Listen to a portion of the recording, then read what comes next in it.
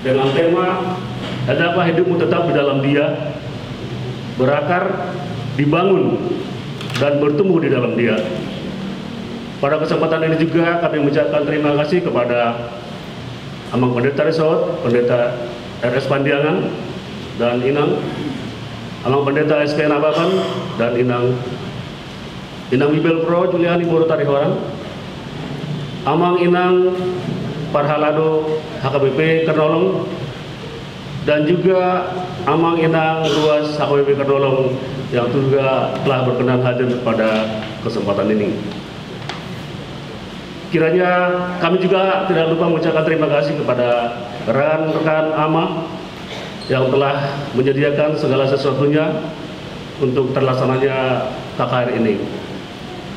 Kiranya KKR yang kita hadiri pada malam hari ini boleh menambah semangat, semakin meneguhkan iman kita di dalam menjalani hari-hari dengan segala persoalannya. Tuhan Yesus memberkati. Mau lihat ya, Horas?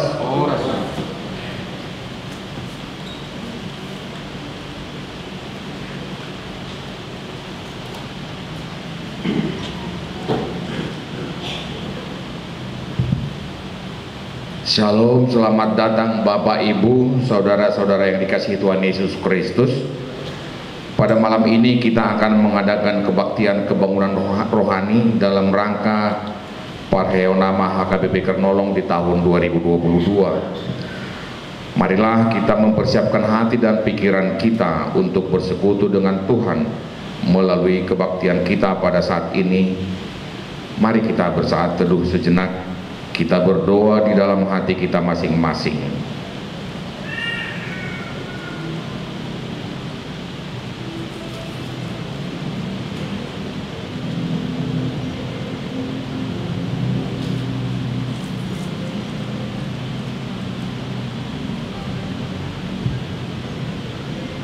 Amin.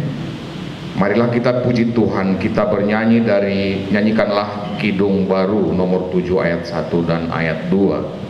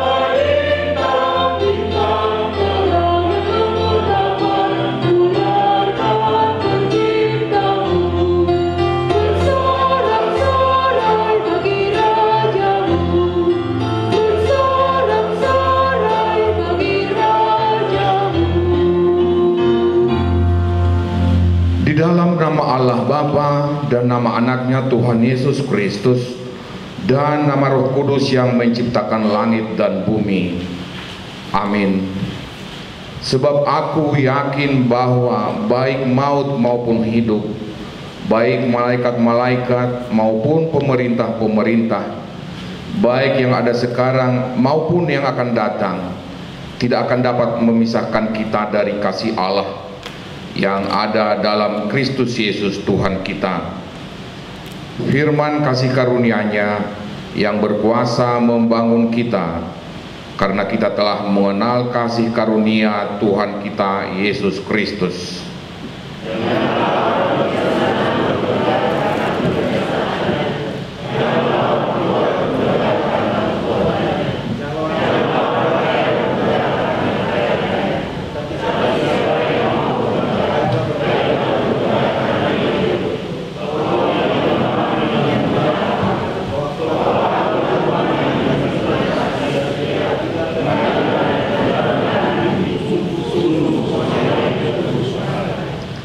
tetapi bertumbuhlah dalam kasih karunia dan dalam pengenalan akan Tuhan dan Juru Selamat kita, Yesus Kristus.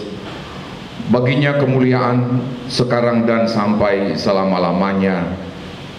Amin. Marilah kita berdoa.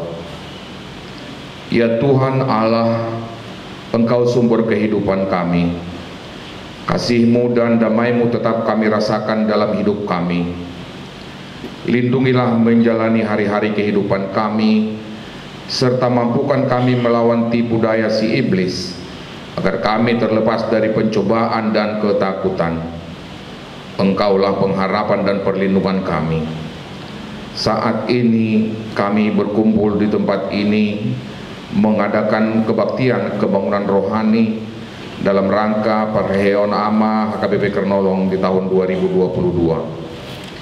Berkatilah kami ya Tuhan, berkati acara ini dari awal hingga akhir, agar menjadi pujian bagi nama-Mu dan sukacita bagi kami, serta menjadi berkat bagi orang lain. Berkati hamba-Mu Bapak Pendeta Binsar Jonathan Pakpahan PhD yang akan menyampaikan firman-Mu bagi kami. Berikan hikmat yang dari surga agar firman-Mu dapat sampai kepada kami, tinggal dalam hati kami, serta mampukan kami untuk melakukannya dalam kehidupan kami masing-masing. Di dalam nama Tuhan Yesus kami berdoa. Amin. Kita bernyanyi.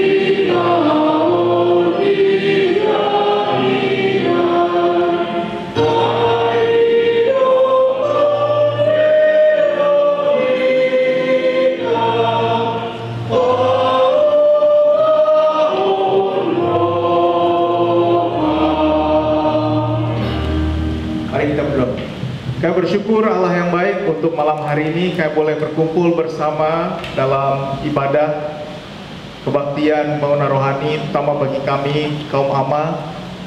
Juga bersyukur bahwa banyak dari INA juga ikut di dalam acara ini, dan kami semua boleh bersukacita untuk memuji muliakan nama-Mu. Sebentar kami akan membaca sebagian dari firman-Mu. Kiranya Roh Kudus-Mu memampukan kami untuk memahami firman-Mu, dan kami boleh menjadi pelaku firman dalam kehidupan kami. Ajari kami Allah, karena kami siap mendengarkan. Di dalam nama Tuhan Yesus Kristus kami berdoa. Amin. Amin. Amang Inang, teks Alkitab pada malam hari ini diambil dari tema kita, tema KKR kita, tema juga tahun kita hari ini, tahun ini, dari Kolose 2 ayat 6 sampai 7, tapi saya akan baca sampai ayat 8. kamu telah menerima Kristus Yesus Tuhan kita. Karena itu, hendaklah hidupmu tetap di dalam Dia. Hendaklah kamu berakar di dalam Dia dan dibangun di atas Dia. Hendaklah kamu bertambah teguh dalam iman yang telah diajarkan kepadamu, dan hendaklah hatimu melimpah dengan syukur. Hati-hatilah, supaya jangan ada yang menawan kamu dengan filsafatnya yang kosong dan palsu menurut ajaran turun-temurun dan roh-roh dunia, tetapi tidak menurut Kristus. Demikianlah firman Tuhan. Horas amang inang macailas roha boy pajumpa kita perginon. Perlu perkenalan lagi ya? Iya Guarbu, bicar Pak Fahad, Padita KWP, nah bertugas sebagai dosen di STFT Jakarta, Macalas Roha, boy diundang tua acarata KKR seksi AMA, terutama malam hari ini dalam rangka Parheo nama KBP Kernolong. Molo kami tinggal Jonoko di Bagasan kampus STT Jakarta. Ale molo gereja kami tu KBP Menteng. Ale ala tugas full di STT dan KB Paula Hurian Agok di KBP Menteng. Ale KB Parhalado songosada Paula Agok Tikina KB ruas ni sada Huria songoni dua aturan ni gereja ta.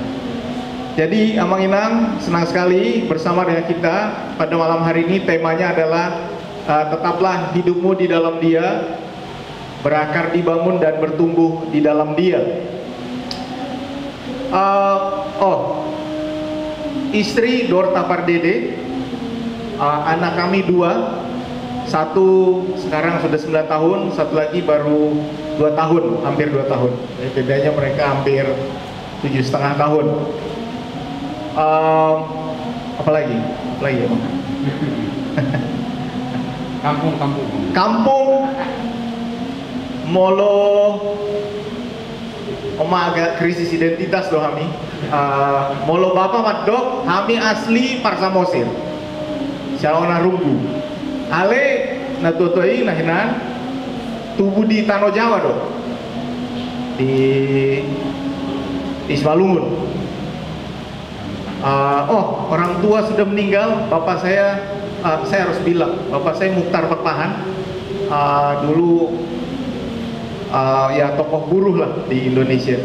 Makanya namanya Mukhtar karena alat tubuh di Tanah Jawa di mana. Ya memang tiki geleng di mana lancar di mana-mana Tanah Jawa. Nah dulu.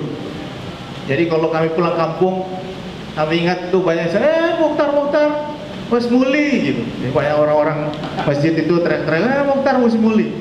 Itulah ayah. Dan kami terus terang ini saya mau sharing juga karena ini soal berakar dan ini soal punguan ama. Ama saya HKBP karena bapak saya.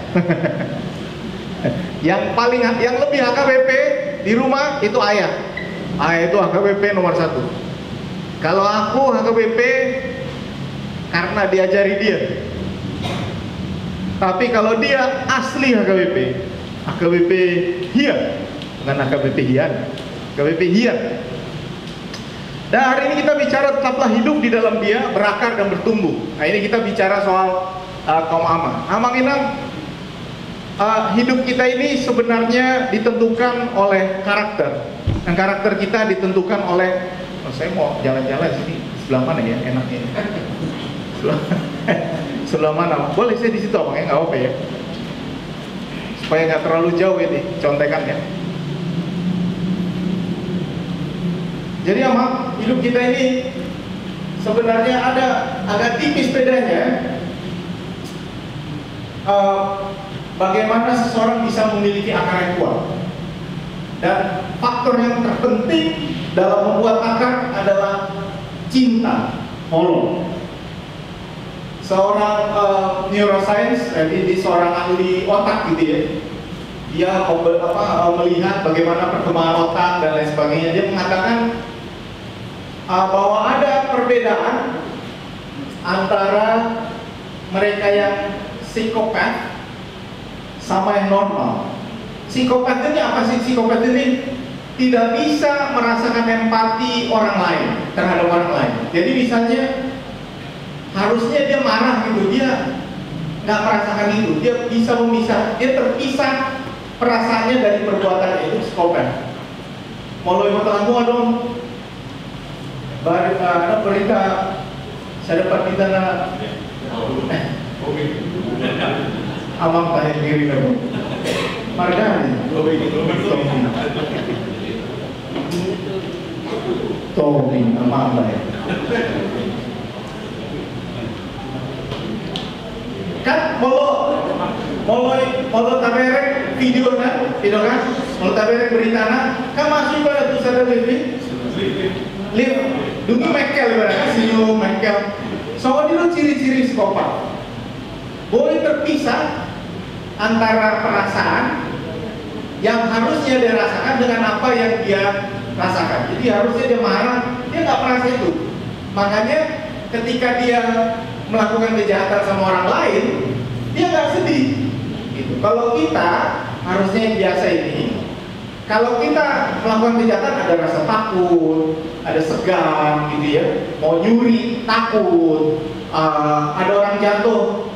Mereka itu orang tangis, gitu kan? Kalau ada orang jatuh, kadang-kadang kita berbelas kasihan sama dia, kita tolong dia. Kalau ini enggak, maka mau dia cirinya juga ini, mau bakar-bakar hewan, bakar semut, gitu. Katanya dari kecil gitu bakar semut, menyiksa binatang dan lain sebagainya. Saya nggak tahu kalau pendeta ini begitu ya, tapi saya mau bilang bahwa psikopat itu cirinya bisa memisahkan antara perasaannya dengan apa yang harusnya dia rasakan. Ternyata James Fallon ini menyelidiki apa yang membuat seorang psikopat itu psikopat. Dia katakan rupanya ada di otaknya ada sedikit perbedaan. Ada kekurangan yang kuning ini amigdala, jadi di belakang itu ada kekurangan hormon otak. Jadi memang yang psikopat ini ternyata dia meneliti para penjahat yang ada di penjara, lalu dia lihat apa sih yang membuat orang-orang ini jadi psikopat. Ternyata ada kekurangan di otaknya, gitu ya. Makanya, ya siapa tahu ada yang mau cek, silakan yang mau scan otak, silakan. Kita lihat begini. Nah, ternyata psikopat bisa dijelaskan sebagai kekurangan zat di dalam otak. Kalau begitu kita bilang, kalau begitu masalahnya bukan di orang itu dong. Udah begitu dia dari sononya, bukan masalah dia. Tapi yang menarik adalah bahwa yang peneliti ini James Fallon, kemudian dia memfoto otaknya, ternyata dia juga psikopat. Tapi dia tidak jadi psikopat. Kenapa? Karena dia disayangi keluarganya. Jadi harusnya dia jadi psikopat karena otaknya begini waktu dia foto. Tapi dia tidak jadi penjahat. Kenapa? Karena dia disayangi keluarga. Itu dipikir, ternyata saya disayangi keluarga saya. Rupanya keluarga yang menyayangi seseorang lebih menyelamatkannya daripada kekurangan yang ada di otak. Ini menarik kan, dia bilang otak saya sama dengan seorang pembunuh serial waktu itu, sama bentuknya. Tapi saya tidak jadi pembunuh, katanya. Karena saya diajari cara mengasihi orang lain. Nah, makanya demikian juga yang terjadi ketika Perang Dunia Kedua. Kenapa ada orang-orang yang bisa dengan mudah membunuh orang lain? Perang Rusia sekarang, meskipun kita nggak bicara apa ini bela Rusia atau Ukraina, nanti lah itu topik tersendiri. Tapi bahwa pada saat ini ada perempuan-perempuan di Ukraina yang menjadi korban perang ini, karena bagi tentara yang bukan psikopat, dia pasti stres. Dia pasti kena PTSD, Post Traumatic Stress Disorder. Stres karena dia terpengaruh cerita perang. Kalau Mang dulu tahu, orang tua kita dulu mungkin ada pernah ikut perang, ikut revolusi dan lain sebagainya, pasti ada stres. entah dia ingat, dia dengar suara ribut, dia langsung sembunyi atau cepat emosi, itu stres. Tapi buat orang yang tidak punya PTSD, meskipun sudah menghadapi situasi seperti itu, kemungkinan besar dia psikopat. Karena dia tidak merasakan emosi yang seharusnya dia rasakan. Pada saat ini emosi yang harus dia rasakan adalah rasa sedih. Pembedanya adalah seseorang yang merasakan cinta di dalam hidupnya. Itu pembedanya, namanya. Dan kita sering melihat atau mendengar cerita-cerita tentang penjahat-penjahat yang luar biasa ya, bukan yang kebetulan atau terpaksa dan lain sebagainya, tapi yang betul-betul luar biasa. Biasanya masa kecilnya kurang mendapatkan cinta, masa kecil. Dan ini adalah faktor penentu yang menjadi topik kita pada hari ini. Faktor penentunya adalah cinta. Karena itu di dalam Kolose 2 ayat 7 dikatakan, hendaklah kamu berakar di dalam Dia dan dibangun di atas Dia. Hendaklah kamu bertambah teguh dalam iman yang diajarkan kepadamu, dan hendaklah hatimu melimpah dengan syukur. Apa artinya? Karena hendaklah kamu berakar di dalam Dia dan dibangun di atas Dia, berarti seseorang harus punya pertumbuhan rohani. Pertumbuhan jasmani bisa kita lihat, bisa kita nilai. Badan tambah besar, sepatu nggak pakai, itu pertumbuhan jasmani. Saya tambah gemuk, sama Bapak, sama Robert tambah kurus saja. Saya lihat, nggak tahu benar apa enggak, tapi saya semakin bertambah seperti lagu itu. Biarlah semakin bertambah. Tapi apa tanda pertumbuhan rohani? Apa tandanya? Apa tanda seorang punya kekuatan untuk bertumbuh secara rohani? Karena bisa jadi apa yang terlihat kuat di atas tidak kuat di bawah. Arutuk baru lengkap. Kenapa? Banyak marga topik juga. Gak ada hubungan. Tapi kebanyakan bangunan yang tumbang, Patakas kalau salah kan, adalah bangunan-bangunan baru yang kelihatan megah tapi tidak kuat akarnya.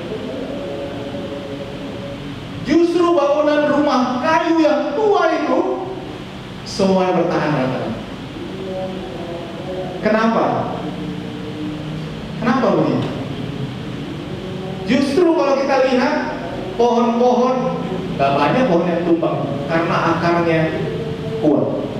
Kenapa akar pohon di pinggir jalan raya, di jalan ini apa pernah jalan apa nih? Salimban ya, jalan Keramat atau pinggir jalan Keramat. Kalau kena hujan pasti tumbang. Atau jalan Pemuda, jalan Pramuka pasti tumbang karena akarnya tidak kuat. Tapi kelihatan gede nggak dia? Yes. Kelihatannya besar, kelihatannya kokoh, kelihatannya gagah. Tapi begitu kena hujan dikit, goyah.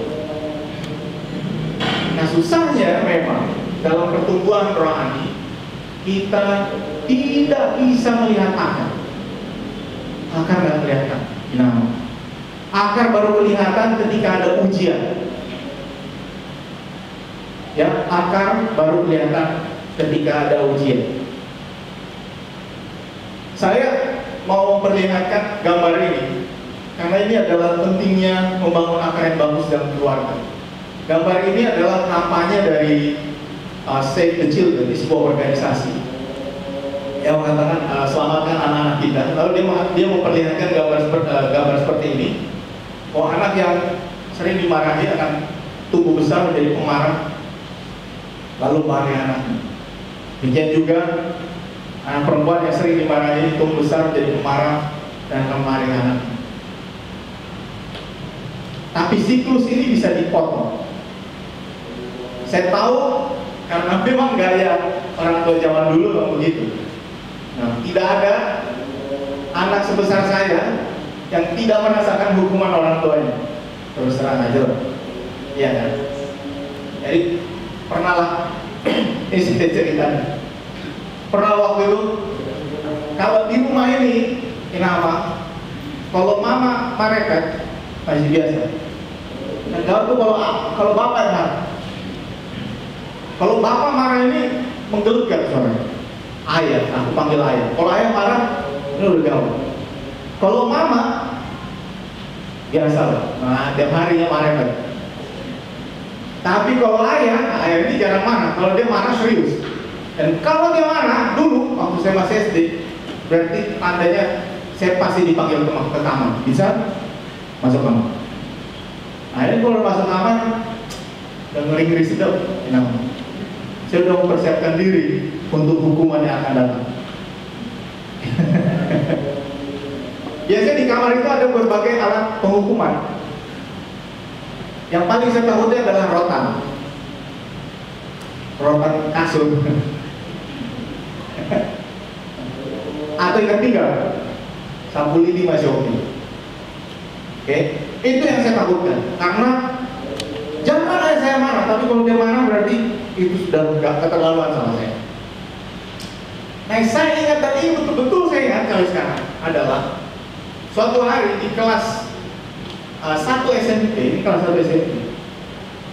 Waktu itu begini saya disuruh les bahasa Inggris. Jadi saya les bahasa Inggris sejak benda lancar bahasa Inggris. Sejak kelas 4 SD sudah les bahasa Inggris.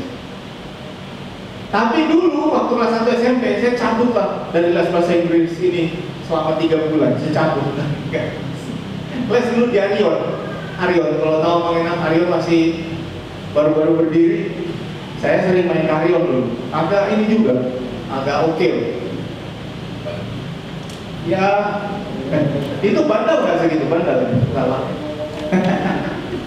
Saya pergi ke Arion 3 bulan. Tiba-tiba ayah saya tahu.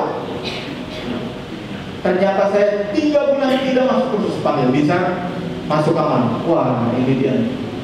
Saya sudah mempersiapkan diri dengan segala macam jurus silat yang saya pelajari. Tahan nafas, kuat-kuat supaya tidak terasa sakit, gitu kan? Atau pura-pura nangis. Itu 2 taktik yang bisa digunakan. Menahan nafas atau pura-pura nangis kencang-kencang. Masuk kamar, saya lihat, wah bro, ini dia nih, alat-alat sudah tersedia nih, saya lihat. Ada di sana, pojok sana, ada pojok ini. Lalu dipanggil dulu, duduk kamu. Jadi kau sekarang sudah besar, sudah 1 SMP. Sudah saatnya saya bicara sama kamu seperti orang dewasa. Mulai saat ini saya tidak akan memukul-mu, tapi kau harus tahu apa yang kau lakukan itu salah. Karena itu bertanggung jawablah seperti orang dewasa. Dan disiplin nama saya menangis sekencang-kencangnya. Karena saya merasakan kesalahan saya begitu luar biasa. Bukan karena dimukul, tapi karena saya tahu dia mengajak saya bicara seperti saya adalah orang dewasa begini. Saya menangis. Dan sejak saat itu saya menyadari setiap hal yang saya lakukan adalah konsekuensi dari tindakan saya. Dan di situ saya merasakan bahwa apapun yang saya lakukan sebenarnya karena dia menyayangi saya. Nah, itu berasal dari Tuhan. Saya bukan mengatakan bahwa memukul itu oke, tapi ajak mereka bicara. Kenapa mereka salah? Nah, di dalam Kolose, jemaat di Kolose sekarang ada di Turki, kota ini kota besar. Kolose kota besar. Mungkin abang-abang pernah ziarah ke tanah suci atau apalah itu. Kolose ini kota besar. Tetapi yang jadi masalah di situ adalah bahwa ada perbedaan ajaran, terutama ada semacam persaingan ajaran siapa yang paling benar di antara mereka. Lalu kemudian Rasul Paulus mengatakan harusnya di antara kalian, kalau kita betul-betul jadi pengikut Kristus, tidak lagi berdebat soal siapa yang paling benar. Karena itu apa yang ditulis di dalam surat Kolose ini kebanyakan adalah soal nasihat praktis. Bagaimana kita harus hidup sebagai manusia yang baru, manusia yang hidup di dalam karakter yang baru, karena semua hidup kita adalah milik Allah. Jadi berlakulah sebagaimana kamu adalah milik Allah. Makanya dikatakan Kolose 3 dikatakan, kamu menanggalkan manusia lama serta kelakuannya dan telah mengenakan manusia baru. Seperti Bapak saya bilang, kamu sekarang manusia dewasa, saya perlakukan kamu seperti manusia dewasa. Berlakulah seperti orang dewasa. Dan itu yang dikatakan oleh Rasul Paulus, kamu sekarang sudah jadi manusia baru, berlakulah seperti manusia baru. Apa tingkah laku manusia baru itu? Punya karakter manusia baru. Dan inilah yang bisa kita sama-sama lihat. Apa yang membuat seseorang memiliki karakter Kristen? Apa yang membuat seseorang punya akar yang kuat di dalam Kristus? Dan di dalam Kolose nanti kita akan lihat beberapa teks yang lain. Tetapi apa yang dikatakan di sini adalah milikilah karakter Kristus, jadilah manusia baru. Karena ini yang penting, pergi ke gereja tidak otomatis membuat kita jadi orang Kristen. Sama seperti pergi ke kafe untuk anak muda tidak membuat saya otomatis jadi anak muda. Saya memakai pakaian anak muda tidak membuat saya jadi anak muda. Saya bisa terlihat seperti anak muda, tapi di dalam saya bukan anak muda. Orang yang akarnya tidak kuat, terlihat kokoh di atas, begitu datang angin, tumbang.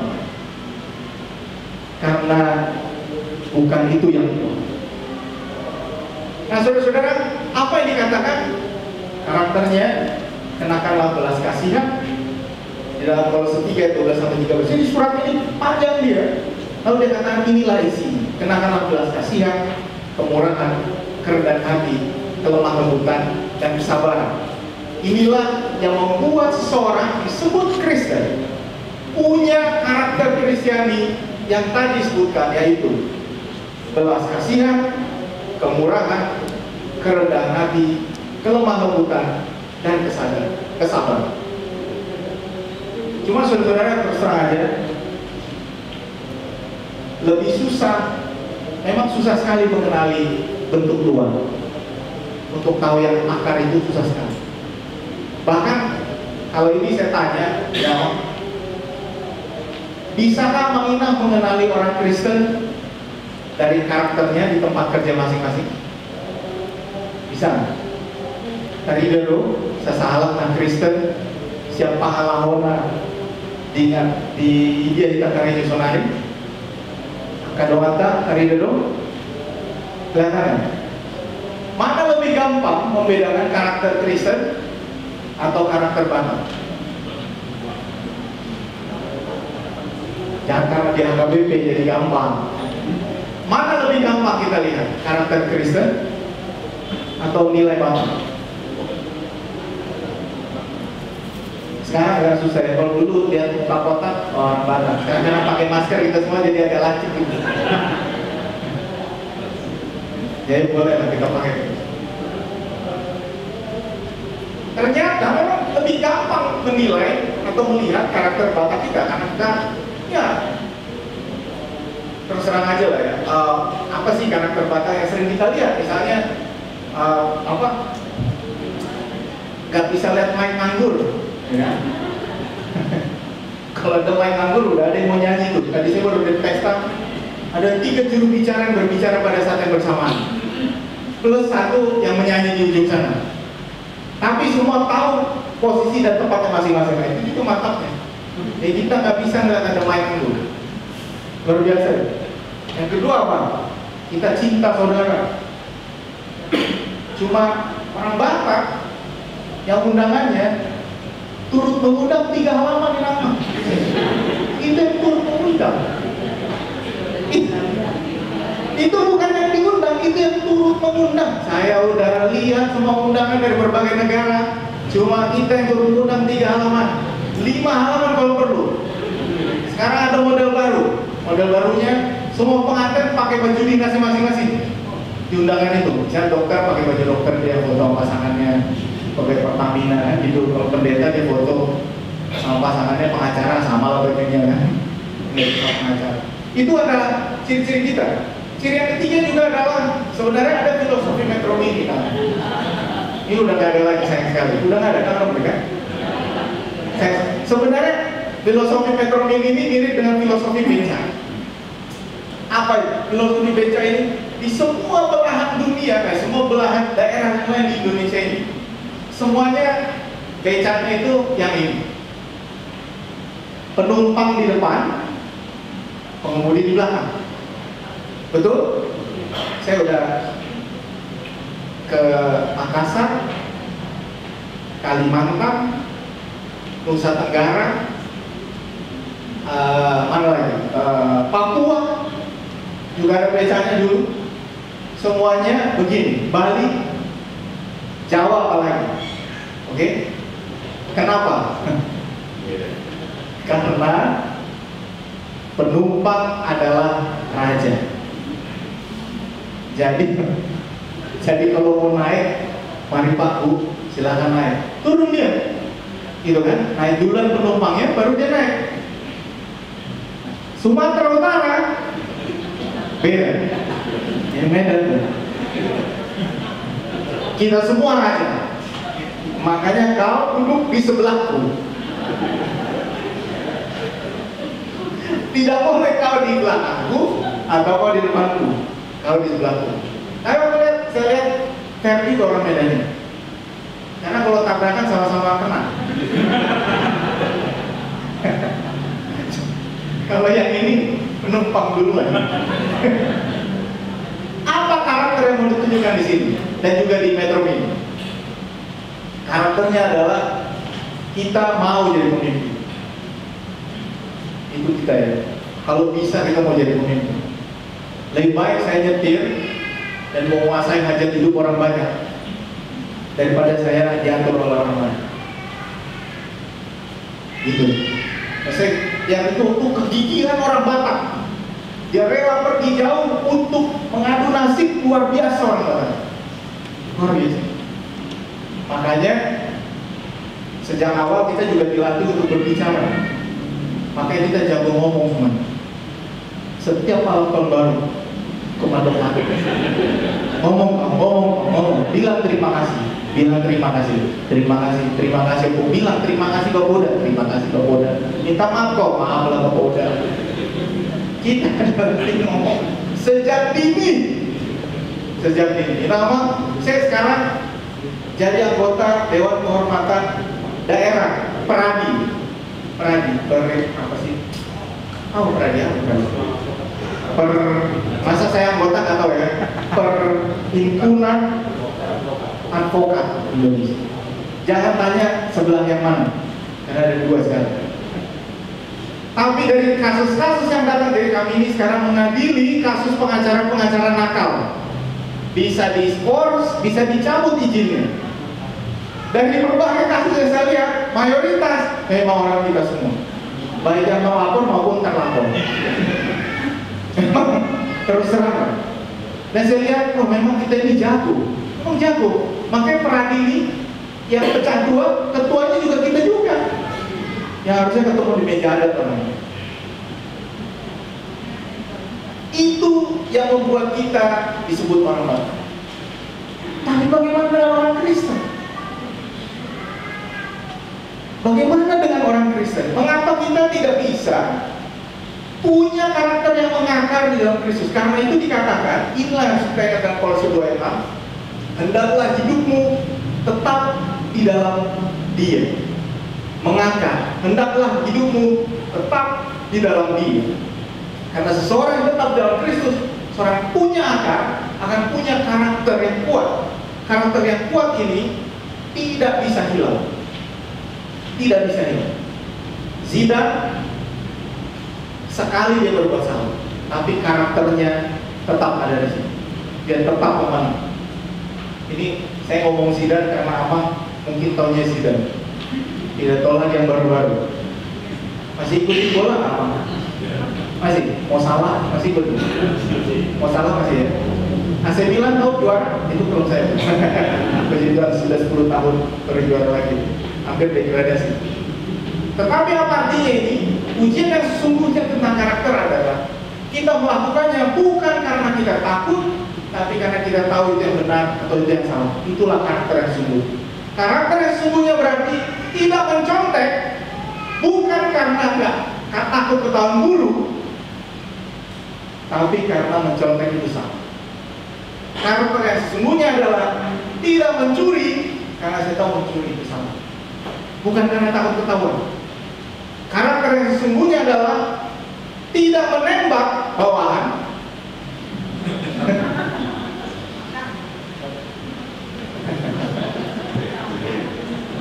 loh ini serius loh. Saya mungkin ngomongin, tapi itu sesungguhnya. Kalau karakter sesungguhnya terbangun dalam Kristus, dia lebih takut Tuhan daripada dia pikir dia bisa atur semua. Karena ini kita ngomong tentang sama-sama anak Tuhan. Ya, karakter itu kelihatan dari luar, rajin sekali dan lain sebagainya, itu bisa terlihat dari luar, tapi karakter sesungguhnya datang dari ujian. Datang dari ujian. Nah, karena itu manusia baru melakukan segala sesuatu untuk Kristus, seperti untuk Kristus, karena kita telah ditebus. Nah, itulah yang membuat kita menjadi orang Kristen. Ya, Tuhan menguatkan kita, tetaplah berakar di nama, pertama karena pada akhirnya semua yang kita lihat, semua yang kita,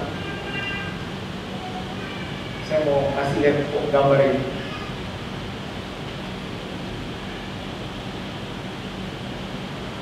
Akar yang kuat dari tiap orang yang membuat dia tidak menjadi psikopat adalah keluarga. Itu akar yang kuat. Jadi kenapa? Nah, sekarang kita buat bapak-bapak yang muda ya, jangan ragu untuk memeluk anakmu, bilang aku sayang sama. Peluk anak. Karena ketika anak kita nangis di sekolah, lalu bilang, aku diajak sama temanku, gak perlu dibilang, gak usah takut. Kalau lebih perlu dengan ayah sayang sama kamu. Begitu juga orang yang merasa diri tidak berarti, dia merasa hangatnya pelukan Tuhan, lalu mengatakan, aku mengasihimu anak. Kamu tidak lagi memerlukan yang lain, karena aku mengasihi. Buat opung, kalau opung agak gampang loh Pak Opung. Karena opung ini habis dipeluk, ditinggalkannya, yang mengatur orang tuanya. Opung cuma datang kasih permen, malamnya nggak tidur anakku ini. Opung kasih permen, ngasih es krim. Ini buat orang tua, betul-betul peluk anak itu. Aku sayang sama. Buat bapak, saya tahu ini susah kadang-kadang buat kita. Saya peluk anak itu. Karena itu akan membuat dia mengingat ketika dia akan melakukan atau berada dalam diri yang sulit, dia akan mengingat karena dia punya akar yang kuat. Dia bertumbuh dalam keluarga yang baik. Nanti abang ini tinggal melihat buah. Kemanapun dia dikirim, dia akan menunjukkan buah. Saya kasih contoh terakhir sebelum kita masuk dalam diskusi. Kenapa? Saya baru kembali dari Belanda setahun. Tahun lalu kami pergi lagi ke sana, lalu istri saya sekolah ambil S2, saya nemenin dia. Waktu jadi peneliti juga jadi parolot karena anak-anak baru lahir, jadi ya saya lah jaga anak lah waktu itu. Ya saya bisa ngajar online di Jakarta, tapi saya jaga anak, seringnya jaga anak. Nah, di Belanda, karena saya dulu tinggal waktu ambil S2 S3 di Belanda, saya mengenal banyak mahasiswa-mahasiswa, oke? Banyak orang tua kita, orang-orang Batak ini sudah mulai mengirim anak-anaknya ke luar negeri sekarang, cukup banyak. Nah, saya nggak tahu, mungkin di gereja kita mungkin ada yang mengirim anaknya ke luar negeri untuk pasti ya. Jangan bilang pasti, pasti ya. Karena dia bilang dong. Dan apa ciri anak-anak yang kuliah di luar negeri? Ciri anak-anak di luar negeri ini adalah kalau dia tidak kuat akarnya, akan gampang terpengaruh oleh pergaulan. Kalau nggak kuat akarnya, gampang terpengaruh oleh pergaulan. Apa akar yang kuat? Satu, akar keluarga. Bahkan ada bakat perkenalkan sama dia, karena itu menjadi akar dia. Begitu dia tahu dirinya punya akar bata, keluar negeri, dia cari, oh abang, papahan, aku margini, hubungan apa kita am? Karena di sana cukup banyak orang Batak, jadi dia pasti akan terjamin hidupnya minimum sekali seminggu dia akan makan nasi, tiga sama orang Batak yang lain. Dijamin. Dan dia juga akan cari. Kedua, akar yang kuat juga adalah Kristen, karena dia pasti akan cari gereja sendiri. Pas itu, dia cari gereja sendiri. Saya sering dihubungi oleh teman-teman mahasiswa, Bang, tolong dong Bang, kami tadi bikin persekutuan, Abang bantu kami. Yang ketiga adalah orang-orang, anak-anak yang sudah punya ciri keluarga yang kuat, sehingga anak ini punya rasa percaya diri. Dia tidak perlu mengikut yang aneh-aneh. Kalau anaknya nggak kuat, ini saya lihat, begitu pindah, langsung berubah. Karena bagi dia keluar negeri adalah kesempatan dia untuk bebas dari orang tuanya. Tapi kalau anak ini punya akar yang kuat, saya sudah lihat, dia akan kuliah. Kuliah itu tergantung kemampuan. Saya nggak terlalu melihat kuliah, tapi saya melihat keseriusan dia dalam kuliah. Saya melihat kadang-kadang ini anak orang kaya, dia mau juga bekerja sebagai pelayan restoran. Saya melihat bahwa dia mau berorganisasi, dia mau ke gereja dan lain sebagainya. Ini adalah anak-anak yang kuat, akarnya itu. Kalau tidak kuat, langsung pergi keliling Eropa, habisin duit, beli TV besar, main PlayStation, 1 tahun kemudian DO. Akar harus kuat. Jadi Abang Imran kalau kirim orang, kelihatanlah akarnya kuat atau tidak dari hasilnya ketika dia jauh dari ini. Akar yang kuat terlihat dalam ujian, tambah dalam Kristus. Amin.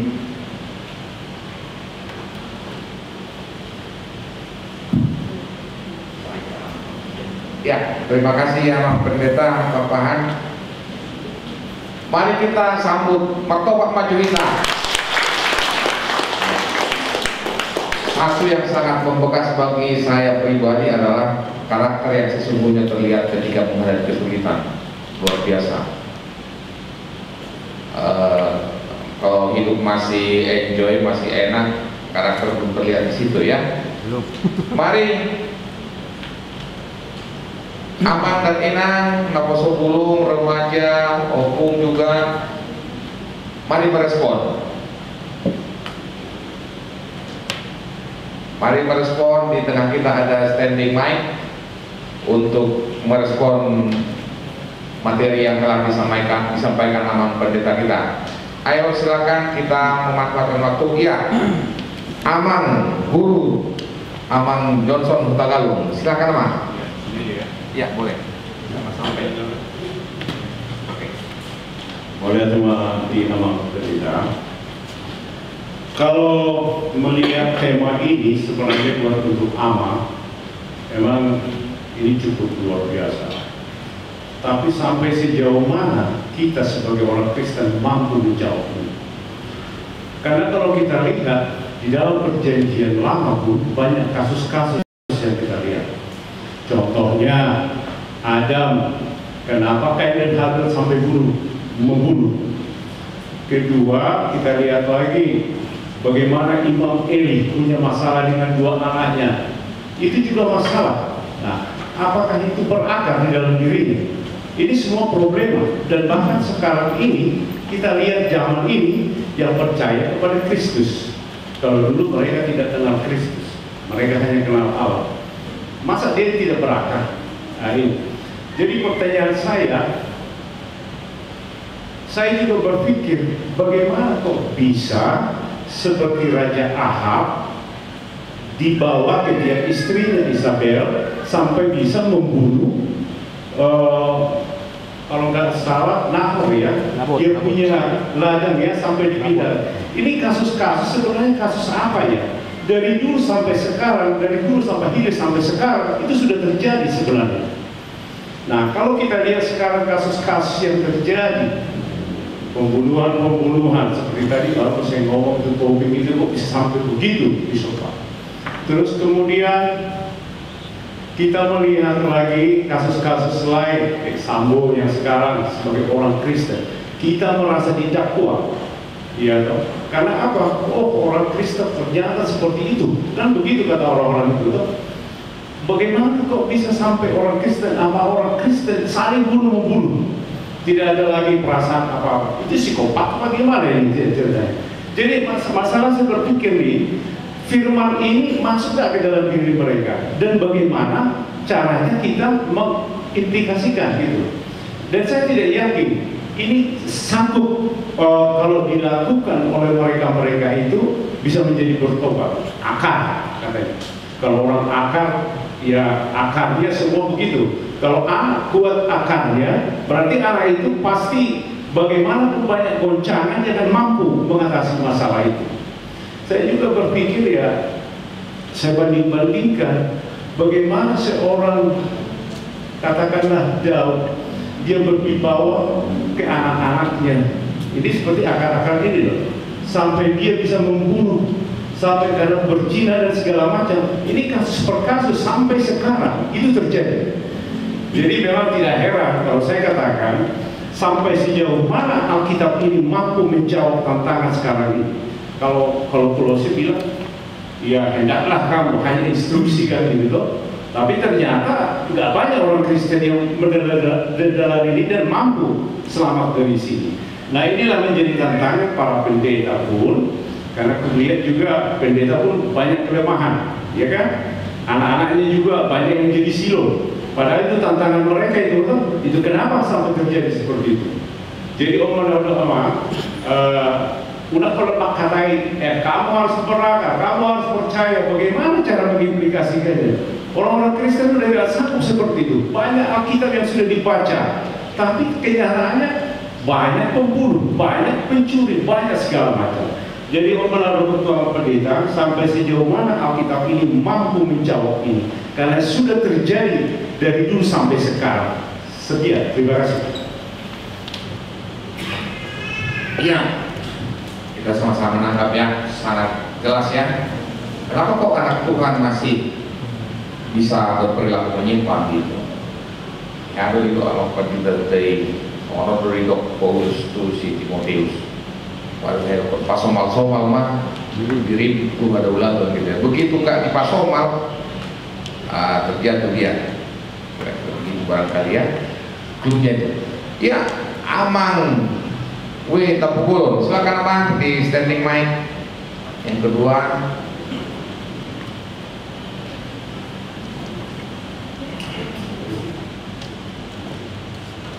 mulai tema di Tuhan, mulu di kata pembuka di amat patita papahan nakin ini bunyi tempat pembuli semua karena belas kasihan.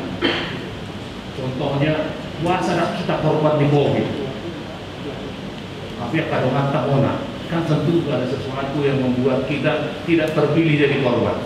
Terima mata pembuka siapa mulai di Tuhan. Saya merasa penjelasannya namun tanggung di khotbah Saudara, dan saya yakin itu disengaja. Asal suku-suku tatu belia disengaja. Biasanya teknik untuk membuat sebuah presentasi kan begitu ya, diberikan lo atau lowong untuk peserta bisa memberi tanggapan. Untuk itulah saya hadir di sini memberi pertanyaan sebetulnya. Yang pertama adalah peran teknologi ya, bahwa peran teknologi agar membuat jemaat atau orang-orang Kristen atau yang mengaku Kristen menjadi barakah. Ada nggak sih? Alana makin Amang itu sendiri menggunakan teknologi. Bukan non misalnya perkembangan teknologi dari 4G senarin menjadi 5G. Jangan-jangan non tak percaya beda Tuhan ini berbeda umat. Tapi kalau ada seminar seperti ini Kolosion 100 tahun kemudian, kira-kira ada jawabannya lagi membuat orang berakar ini. Apakah ada peran teknologi? Nah, mohon nanti penjelasan. Yang kedua, Om menakut-nakuti tanggung. Dijelaskan bahwa kita harus berakal. Soal pertama suku-suku yang udah galung nanti, waduh, kalau kita menjawab, saya masuk dari apa yang mempengaruhi, faktor-faktor apa yang mempengaruhi sehingga jemaat itu menjadi berakal. Ini yang saya bilang tanggung tadi, hanya disebut cinta kasih. Apakah saya mencatat di sini ada beberapa ya, mempengaruhi pertumbuhan, agar mempengaruhi pertumbuhan atau akal yang kuat dalam Kristus. Yang pertama adalah cinta. Tak kuat atau apa enggak ya, mohon dielaborasi. Kemudian apakah faktor tujuan hidup membuat kita berakar di dalam Kristus. Yang ketiga adalah pendidikan. Ada nggak korelasinya nanti? Orang lebih berakar ketika pendidikannya lebih tinggi. Dugaan saya enggak, tetapi nanti kita jelaskan. Buktinya gudang-gudang PhD malah jadi jauh dari Tuhan. Kemudian kemampuan jemaat, soalnya disinggung amang udah galak nanti. Kemampuan gembala jemaat untuk meyakinkan bahwa Tuhan itu harus, bahwa kita harus hidup dalam Tuhan. Bagaimana? Apakah ada pengaruhnya? Tadi Amang udah bilang gereja belum tentu berakar tuh setiap minggu. Atau, nah ini yang barangkali agak sedikit saya mohon maaf. Allah itu sendiri berperan nggak sih membuat kita menjadi berakar?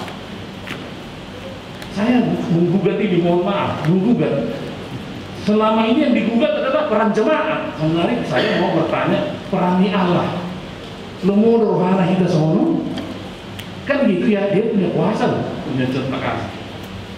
Ya, saya simpulkan semua itu aman adalah kita kurang berakar karena kita kurang pengetahuan terhadap Kristus. Mohon dielaborasi. Mulai ada. Ya, banyak poinnya tadi ya, tapi kami lihat Amal Pendeta selalu mencatat. Ya, ini yang terakhir di sesi pertama, 3 orang ya, agar tertampung ya, agar tidak terlalu lebar. Silakan Aman Sintua B Siregar, silakan Aman.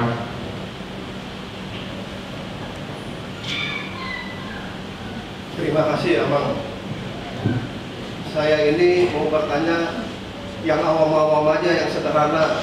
Tadi Amang jelaskan bahwa kasih sayang itu dimulai dari rumah tangga. Jadi kita sebagai orang tua harus mengasihi anak kita. Tapi kalau kita lihat sekarang ekonomi lagi susah, jadi suami istri itu sibuk, jarang kasih sayangnya kepada anak-anaknya. Jadi supaya akar itu bertumbuh kan harus disiram. Karena nggak ada waktu, ayah dan ibunya bagaimana cara menyiramnya, itu yang pertama. Kedua, ada pepatah mengatakan di mana kita berpijak, di situ langit kita junjung. Jadi kalau kita di lokasi yang kurang nyaman, otomatis anak kita juga nggak nyaman. Jadi akarnya itu keropos.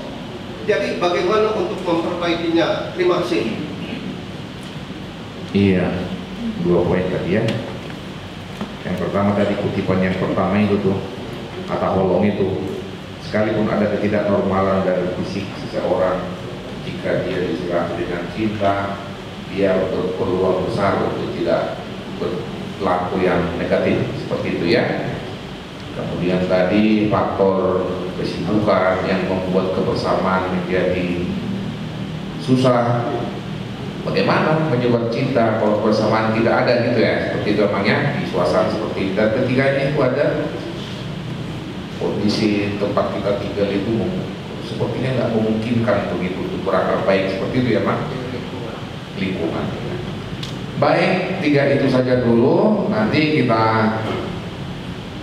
lanjutkan, tapi untuk saat ini kita berikan dulu ke Amang Pendeta untuk menanggapi respon. Silakan Amang Pendeta. Baik, terima kasih Amang. Emang inilah bedanya ya, kalau ke Ama, biasanya pertanyaan sangat logika, sangat logis.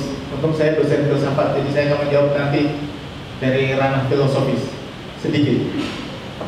Kalau kemarin saya mimpin Ina perasaan, bagaimana caranya supaya kita merasa begini. Jadi ini menarik sekali. Buat saya menjawab dari belakang dulu, dari Amang sudah Siregar. Amang, mana sih? Amang. Saya juga datang dari keluarga di mana dua-duanya bekerja. Ayah saya begitulah sibuknya, penjara berapa kali. Mama saya guru. Waktu ayah di penjara, mama banting tulang, jual keramik, buka tempat makan, dia buka warung dulu di stasiun Cikini. Bukan macam-macam lah dia kerjain supaya kami bisa ada penghasilan. Tiap keluarga yang nama ada salibnya. Tiap keluarga ada salibnya. Dan kita tidak bisa mengharapkan satu anak sama dengan anak yang lain. Tiap keluarga ada salibnya.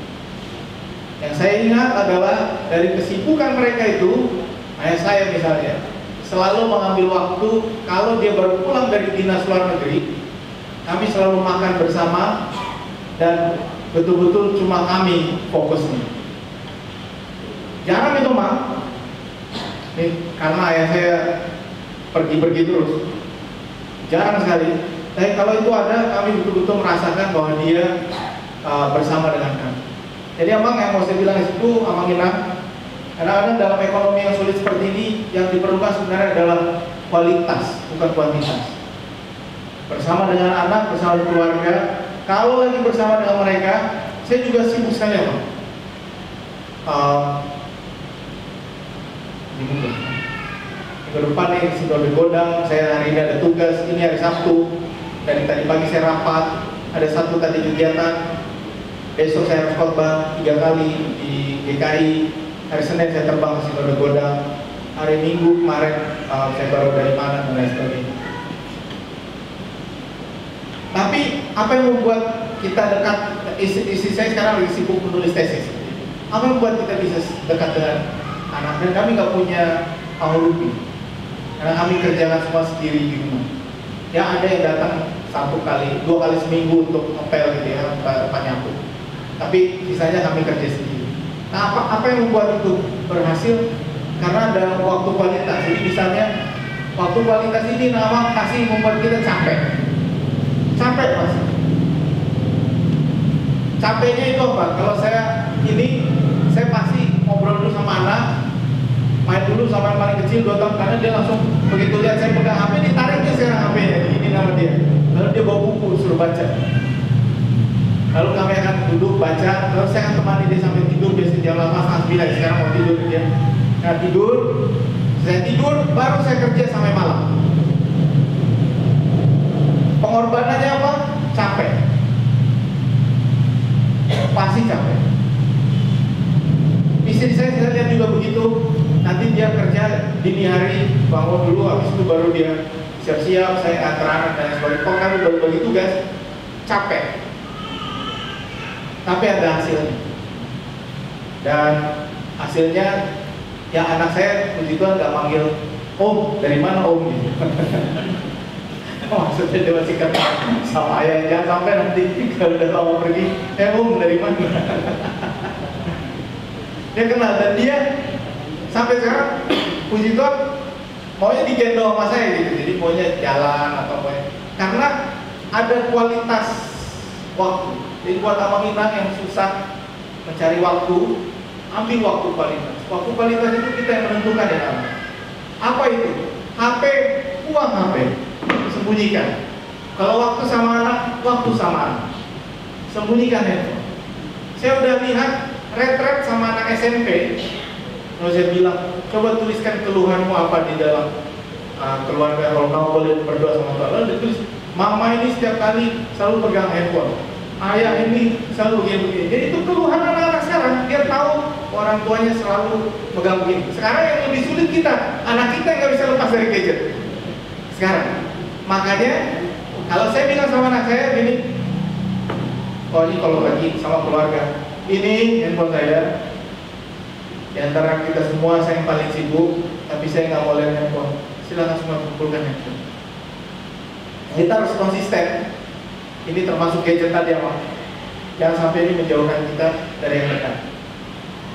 Jadi cari waktu bersama. Kalau makan jangan pakai handphone. Kalau makan jangan pegang handphone. Inama, coba praktekkan itu, taruh di pojok handphone, taruh handphonenya. Makan ya makan aja. Nggak perlu setiap kali bisa makan bareng karena sibuk, pasti sibuk. Bagi anak-anak muda sekarang nggak perlu. 2 kali seminggu, 3 kali seminggu makan bareng, tanya, kamu ngapain aja, apa hasilnya di sekolah, apa yang terjadi. Itu quality time, itu perlu sekali. Quality time. Tiap keluarga punya salin masing-masing, tapi carilah quality time. Di lokasi yang kurang, kami juga dulu nggak terlalu bagus juga, dekat pengedar juga kami dulu tinggal. Dan akhirnya apa yang terjadi sama adik saya yang nomor 2 Tino Doku, akhirnya di kelas 2 SMA ibadah SMA di penjara, bapak di penjara. Gabi mana mah absen terus ya sekolah. Ulu mau nah dulu kan 1 bulan loh kan, 1 bulan. Ulu saya 4 bulan, 2 bulan dah sekolah, 2 bulan. Begitulah sedihnya mama. Lalu lapor ke penjara, beginilah anakmu, marah lah ya di penjara gitu kan. Dia begitu. Tapi yang saya lihat adalah ayah tidak pernah berhenti berdoa, mama apalagi tidak pernah berhenti berdoa. Oh ini buat Inang. Ayah tidak pernah berhenti berdoa, tapi aku mau dikatakan di penjara. Mama tidak pernah berhenti berdoa. Dan di kelas 3, akhirnya jadi adik saya yang lebih pendeta dari saya. Jadi dia mau menjadi pendeta waktu itu. Saya masuk SDT bilang, Bang kau kurang berdoa. Jadi dia ngajarin saya. Kita semua punya tantangannya masing-masing. Lingkungan adik saya dicari kami berdua sama mama mau baru pulang mengantar keramik. Tata hijau anggim. Kelilinglah kami bawa mobil, gimana adik kami nongkrong di gang-gang kami ini. Kelilinglah, panggil, di mana kalian dia sini? Tanyalah sama yang nongkrong-nongkrong. Gitu apa? Tapi doa, konsistensi, contoh dari rumah itu nggak bisa dipungkiri, itu nomor 1. Doa, konsistensi, ajaran dengan kelakuan dan contoh dari itu. Jadi nama kita yang sedang ditiru anak, bukan siapa-siapa. Itu perlu sekali. Makanya saya masuk ke pertanyaan nomor 2 tentang guru. Ini tadi teknologi sedikit saya disinggung. Terus yang kedua juga, bagaimana caranya untuk berakar? Apa yang membuat seorang menjadi berakar? Sekaligus ini pertanyaan ini, apakah jangan-jangan bukan Tuhan yang membuat kita berakar? Karena harusnya kalau kita berakar karena Tuhan, kalau tidak berakar ya berarti Tuhan yang tidak melakukan kepada kita. Nah inilah perbedaan, saya harus bilang perbedaan teologi ya. Perbedaan teologi dengan pertanyaan, jika ada Tuhan, kenapa ada kejahatan? Jika ada Tuhan, kenapa ada kejahatan? Jika ada Tuhan, kenapa ada gempa? Memangnya orang Tarutung kurang berdoa? Lalu bagi kita yang percaya bahwa setiap bencana adalah umat Tuhan, kita langsung bilang, oh itu gempa karena dia jahat sama Tuhan. Belum tentu juga. Belum tentu juga. Kejahatan atau bencana bisa terjadi karena itu adalah akibat dari paket, ini agak filosofi, akibat dari paket yang kita terima sebagai manusia untuk punya kehendak bebas. Kita adalah makhluk yang bisa memilih untuk tidak mematuhi pencipta kita. Saya ulangi, kita adalah makhluk yang diberi kemuliaan oleh Allah untuk memilih tidak mematuhi dia. Inama aja pasti marah kalau anak tidak nurut di rumah kalau masih kecil-kecil. Tapi Allah memberi kepada kita kebebasan untuk memilih. Kenapa saya bilang begini? Karena nanti di surga mungkin kita tidak bisa lagi memilih. Karena kita sudah masuk surga. Di surga itu kita hanya memuji Allah. Kita tidak lagi merasakan kesusahan. Kalau tidak merasakan kesusahan, berarti kita tidak merasakan kesenangan. Ini agak filosofis namanya. Kalau kita tidak merasakan kesusahan, kita tidak merasa kesenangan. Karena kalau sesuatu itu senang terus, tidak bisa kita ukur yang mana yang senang, karena kita tidak ada pembandingnya. Kalau ingin bahagia terus, kita akan tahu apa itu susah, karena selalu bahagia. Tapi kalau kita terus bahagia, berarti kita tidak bahagia, karena itu cuma normal. Nanti ya, gimana ya? Kalau kita susah, kalau kita hidup kita selalu susah, misalnya, selalu susah hidup kita, nggak pernah yang senang. Susah itu jadi biasa, susah itu jadi normal. Kita bahkan tidak tahu ada yang tidak susah, karena bagi kita cuma itulah kondisi yang biasa buat kita. Susah itu jadi nggak susah lagi, karena itu biasa. Kalau kita biasa senang, terus senang, senang itu bukan lagi jadi kondisi. Makanya banyak orang kaya mencari ketegangan dalam hidupnya, karena dia sudah merasa sudah punya semua, dia cari ketegangan yang lain. Kadang-kadang ikut pemilu lah, biar agak deg-degan. Tapi itulah kondisinya. Kalau kita nanti di surga, kita saya rasa tidak akan punya lagi ini nanti teks pembahasan tentang apa yang terjadi di surga. Jadi kita tidak lagi punya pilihan itu, karena kita akan memuji Tuhan selamanya. Kita akan berada dalam sukacita selamanya. Tapi berarti tidak ada lagi kesakitan. Berarti tidak ada lagi pilihan. Di dunia ini kita boleh memilih untuk tidak mematuhi Tuhan. Dari mana datangnya kejahatan? Dari kehendak kita, kebebasan kita untuk memilih tidak mematuhi Tuhan. Apakah saya yang harus tidak mematuhi Tuhan supaya saya menderita? Tidak. Bisa jadi orang lain yang melakukan sesuatu yang membuat kita jadi menderita. Karena kehendak bebas orang lain, misalnya, karena perangnya Putin sama Presiden Putin sama Zelensky sekarang, atau Rusia di Ukraina, semua dunia itu susah. Gandum mahal, minyak mahal. Apakah kita ikut dalam perang itu? Enggak. Apakah kita merasakan akibatnya? Iya. Kita doa-doa aja dia nggak sampai pakai perang nuklir. Dia yang berperang, kita yang susah. Apakah itu salah kita? Kan. Apakah itu salah Tuhan? Bisa jadi kalau orang mau jawab, kenapa ada si Putin? Kenapa ada perang? Tapi itu muncul karena ada kehendak bebas. Nah, kenapa ada kehendak bebas? Karena Tuhan begitu menyayangi kita supaya kita nggak jadi roboh. Karena kalau kita cuma mematuhi Dia, kita ini semua jadi roboh. Nggak ada diskusi ini, Pak. Kita semua tinggal menyanyi memuji Tuhan. Tuhan begitu mengasihi kita sehingga Dia memberi pilihan kepada kita. Tapi pilihan itu juga membawa kejahatan.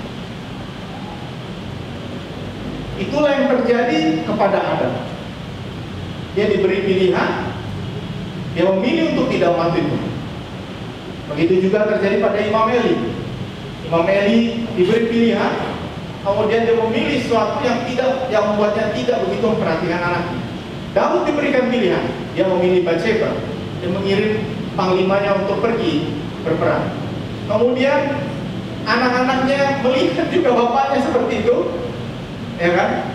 Ya anaknya akhirnya juga jadi punya pilihan lain. Nah, itu yang saya maksudkan, bahwa di dalam hidup ini tanpa keluar tidak menjamin akarnya kuat. Saya juga belum tentu akar saya kuat di nama. Akar saya baru bisa diuji nanti ketika datang ujian. Kita semua bisa diuji, kita bisa baru teruji akarnya kalau kita punya ujian. Nah, ini untuk saya mau matur sedikit untuk menjawab Pak Muka Galung. Kisah-kisah di perjanjian, kisah-kisah kita di Alkitab, menurut saya adalah kisah yang sangat jujur. Semua ditulis itu. Saya rasa kalau seandainya orang Batak yang tulis Alkitab ini mungkin udah berubah ya. Yang jelek-jelek itu nggak masuk. Abang pernah lihat kalau kita berantem tarombo, dicoret tarombonya. Pernah nggak Abang? Dari kamu ini tak gue? Mama burung marpau, ya. Mama burung marpau, siat garuga, batula 2, hijab, batula 2, idolo. Asli 100% kan itu, ikut 100% atau marpau, burung marpau mama. Ale ngomong generasi toma di garuga. Tikimul itu bapak, suku bapak marpau saja doang. Marpau do marpau enak. Ale tajum bale na ano gope pungan marga, sude seorang malela, saya dua lagi. Tikipit dan ke Jakarta, kami sukun marpau dia doh hamu itu. Ini sukun awam marpau dia doh kita. Sukun matopung di hutan, marpau dia doh kita. Ada pukul tuh mah. Itu nawo tuh sama-sama. Ilului matu Korsea dan pajumpak sedia do asal marpau malah. Diputuskan waktu di Jakarta rumah bunga marpau enak hati. Itu kamu tuh kami mahamu esaru pada itu. Ale bapak emang seperti itu orangnya, penasaran. Baik dimana tim gabungan pencari fakta. Ilului mah, saya tidak marpaunya. Ilului mah, pajumpak jadi tulang mah. Marah tulang balik ke Korsea. Alat tulang na dulu jangsa di balik jadi boy dulu libana saya itu tulang mah dapat nama na icoret ko opung nami sa taruh ko dicoret di porsi dicoret alat tekan dicoret tidak mau waktu garo gak batula 2 sama di Jakarta, orang masih sama. Oh berarti itu dukungan sama Jalani itu tetap itu, ale kapit dah kami. Sat dohami enggak. Gak dua wapungan marpau nami sama satu sama. Saya nama Jalani, saya nama asli. Tapi itu bisa terjadi karena kita tidak jujur pada sejarah. Kita sering coret. Kalau bagus kita tulis. Bagus, sama kayak orang Indonesia juga. Kalau nulis sejarah, tentara Indonesia memukul mundur tentara Belanda. Tentara Belanda lari terbirit-birit, benar kan? Giliran tentara Indonesia mundur teratur. Kalau tentara Belanda lari terbirit-birit. Mungkin tuh sama nih, dan pasti tuh 2 cat lari terbirit-birit.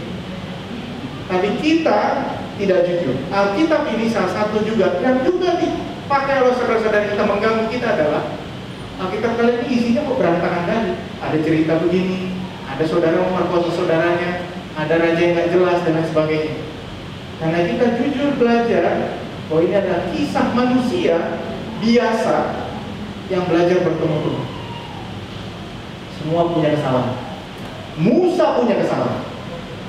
Harun punya kesalahan. Semua punya kesalahan. Daud punya kesalahan. Salomo punya kesalahan. Orang yang disebut paling bijak punya kesalahan. Sesudah Salomo, kerajaan Israel pecah.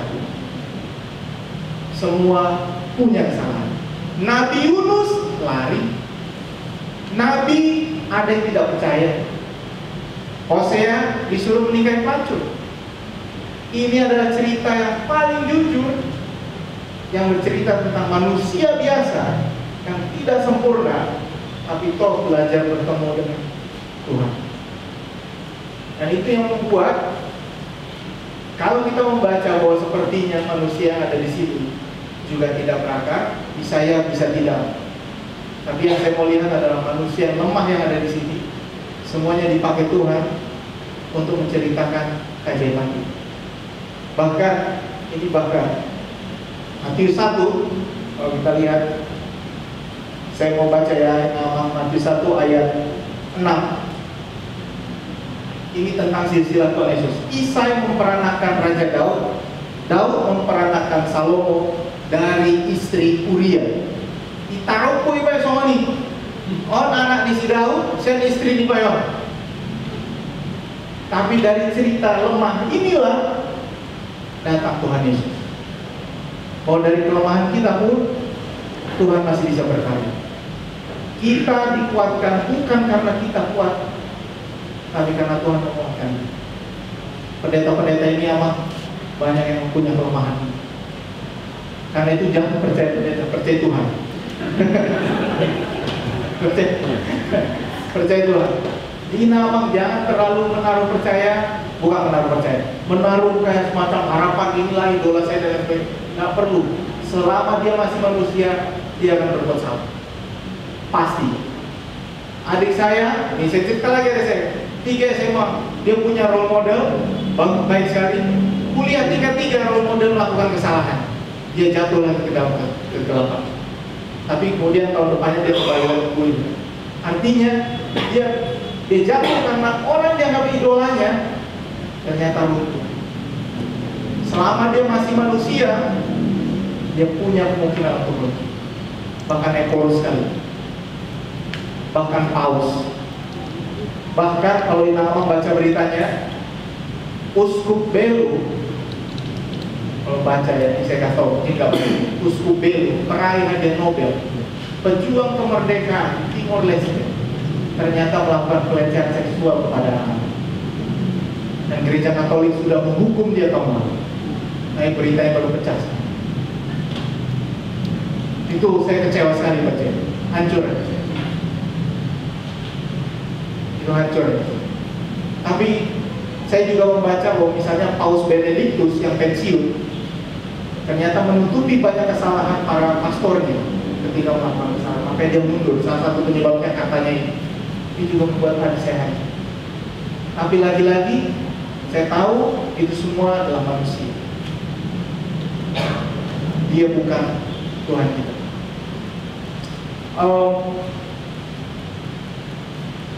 Apakah jadi ini untuk menjawab pertanyaan terakhir. Apakah itu artinya tidak berakar? Bukan juga. Kemarin kan berdiskusi panjang, emang ada diskusi di konferensi di Italia ya. Jadi bilang gitu. Apakah seseorang bisa disebut jahat ketika dia jatuh di dalam pencobaan? Ini ya. Jadi misalnya orang yang kita kenal baik, lalu tiba-tiba dia jatuh dalam pencobaan. Buku ini bilang, teman saya nulis, dia bilang, yang harus kita lihat apakah ini kejadian satu kali atau memang berulang. Kalau berulang, berarti itu polanya. Kalau satu kali, bisa jadi dia jatuh ke dalam pencobaan. Kalau satu kali, kita masih terus bisa memberi dia kesempatan untuk berubah. Kalau berulang, itu sudah tidak bisa. Jadi misalnya contohnya seorang pembunuh serial, itu sudah berulang. Itu sudah susah untuk tolong. Tapi misalnya seorang seperti, saya tidak kasih contoh yang lain, misalnya Barada, siapa yang memang? Eliezer misalnya. Apakah karena itu kita menilai lalu dia bukan manusia yang baik? Belum tentu juga. Jadi dunia itu memang agak susah ya, kalau tidak hitam putih. Tapi percayalah bahwa Tuhan akan selalu menunjukkan jalan. Yang penting adalah selalu cari Tuhan. Ini sebabnya, ini yang terakhir, saya mau terakhir dulu. Ini untuk terakhir sekarang untuk takut. Bagaimana caranya supaya seseorang menjadi berangkat? Tidak lain dan tidak bukan apa untuk terus berada di dalam Tuhan. Berada di dalam Tuhan tidak sama dengan mengetahui Tuhan ada di mana. Saya bisa tahu, saya bisa jelaskan Tuhan bilang apa, Alkitab ini bilang apa, tafsirnya apa, bahasa Ibraninya apa, bahasa Yunaninya apa. Dan belum tentu saya kenal sama Tuhan. Belum tentu. Bisa jadi ada orang tidak belajar sama sekali, tapi hidupnya betul-betul di dalam Tuhan. Jadi kita harus lihat adalah bagaimana kita bisa hidup terus bertumbuh di dalam Dia, berakar dan bertumbuh di dalam Dia. Berakar dan bertumbuh di dalam Dia artinya kita harus punya pengalaman berjumpa dengan Tuhan. Bukan cuma tahu berjumpa dengan Tuhan. Kita semua tahu merokok itu tidak baik untuk kesehatan, tapi toh merokok juga.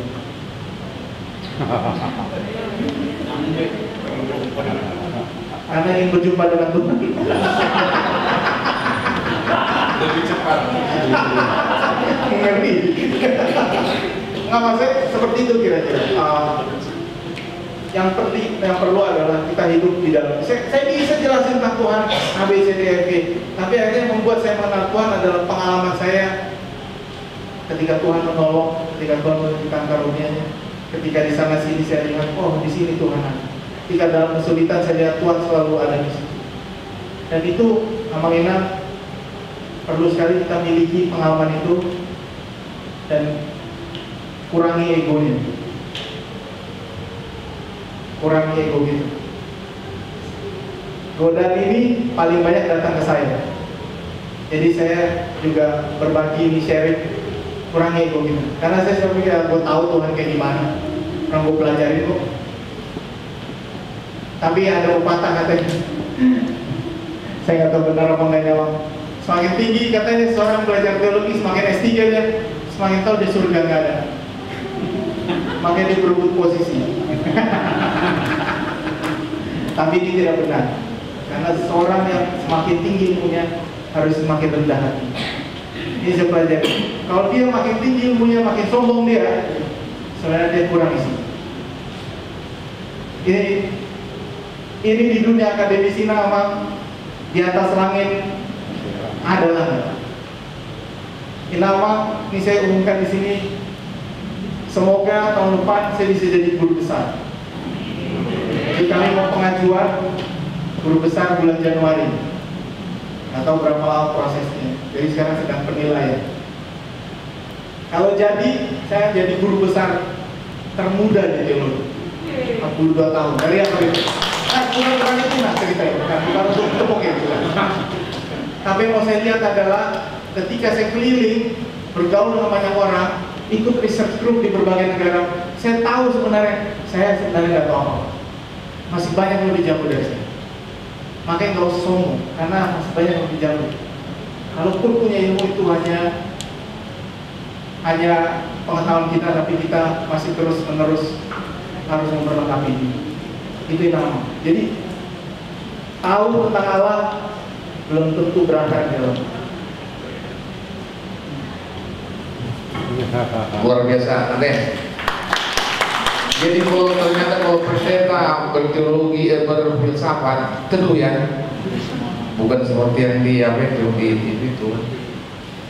Tentu kan filsafatnya tadi menenangkan kan?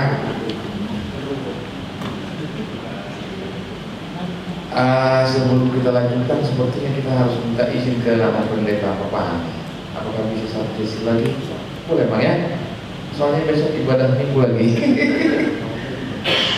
Oke, kita dapat izin dari Abang Pendeta Papahan untuk satu sesi 3 orang lagi nih. Iya, silakan Amang Manurung langsung saja. Atau 2 lagi, kita ambil dulu 2 lagi lihat sekaligus. Kemudian Amang Sitorus, Manurung, Amang Sitorus. Ina dong, 1 Ina.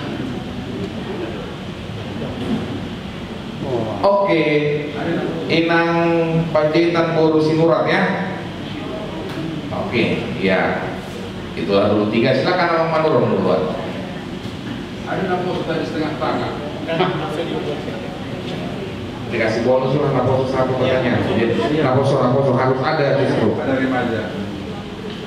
Riva, berarti 4 nih ya.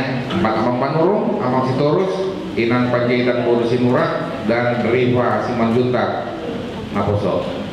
Silakan Abang Manurung. Iya, terima kasih Bang Moderator. Memang pendeta, kalau saya melihat memang beda ya. Pemaparan Amang singkat, tapi sangat padat, isinya sangat banyak.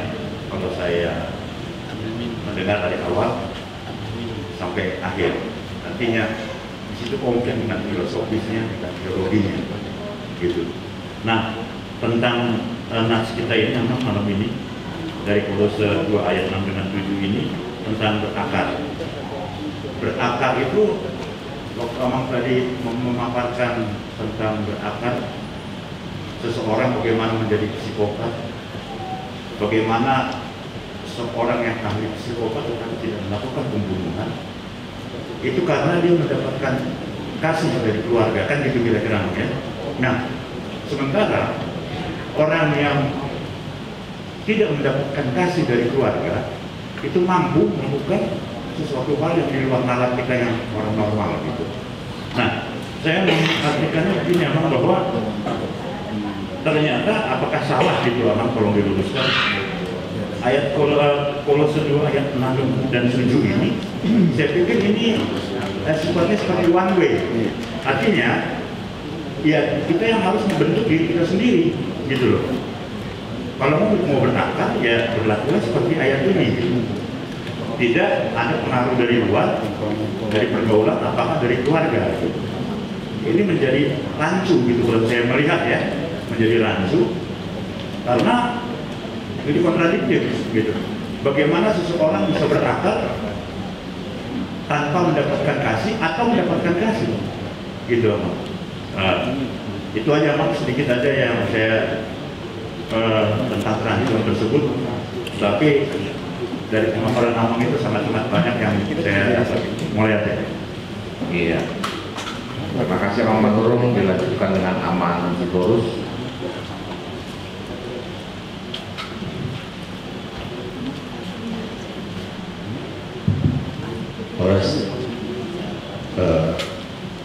Terima kasih buat waktunya. Perkenalkan, saya Ahmad Sitorus. Sedikit ingin bertanya kepada Amang Binsar pada saat ini. Kebetulan ini kan rangkaian acara dari Pak Hewan Ama ya Amang. Dan di sini juga tadi kita membahas mengenai bagaimana berakar, tumbuh, dibangun gitu ya. Dan sama seperti lagi membangun fondasi, begitulah kira-kira ya Amang ya.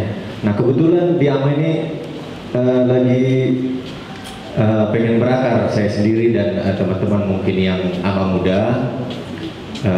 Jadi mungkin butuh pencerahan dari Amang. Bagaimana kira-kira atau bagaimana kiat-kiatnya agar kami ama-ama muda ini tidak sungkan gitu. Karena rata-rata yang saya tanya teman-teman saya yang ama muda, ayo gabung ke hubungan ama, tapi banyak yang merasa sungkan. Katanya mungkin agak jauh ya yang dari Naboso langsung ke ama, apalagi ngelihat mungkin wah udah pada uban-ubanan situ, segan katanya. Padahal aku masuk ke dalam, mereka nggak tahu kalau di dalam itu uban aja, padahal jiwanya jiwa muda semua gitu. Itu yang pengalaman saya jadi Saling pro-proan ya, berani-berani kan? Iya.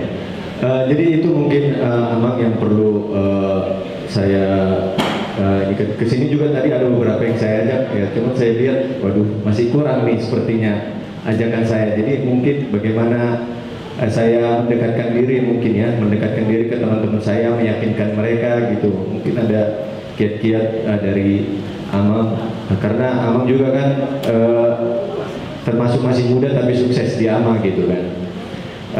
Oh ya sedikit mungkin berbagi cerita. Tadi lagi disinggung-singgung mengenai berita yang viral saat ini, yaitu mengenai si Rudolf Tobing. Aku kira berita ini belum banyak, tapi tadi dibahas jadi udah banyak yang tahu ternyata. Kebetulan ya 2012-2014 kebetulan si Rudolf ini adalah teman-teman kita futsal dari HKBP Kernolong. Iya. Nah dulu kita waktu Naposo Kernolong aktif futsal, dia itu masih gabung ke kita. Cuman 2014 ke sekian udah nggak lagi. Cuman masih ada berteman dengan beberapa teman kita, dan saat ini ada satu teman kita yang dikait-kaitkan dan mungkin dibilang targetnya. Jadi dia tadi ada info dia butuh waktu sementara untuk menenangkan diri gitu. Aku hanya merespon itu saja, kok beritanya ternyata udah viral gitu. Aku juga baru tahu soalnya karena ada pembahasan di grup.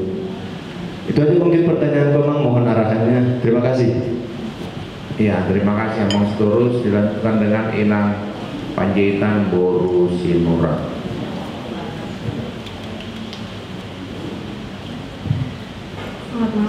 Selamat malam buat kita semuanya. Malam Amang. Perkenalkan, saya Boru Sinurat Kenya Panjaitan. Saya mau bertanya mengenai kehidupan sehari-hari. Kalau kita boleh lihat di kehidupan sehari-hari, terutama kita orang Kristen, mengapa, ini pendapat Amang ya, mengapa di dalam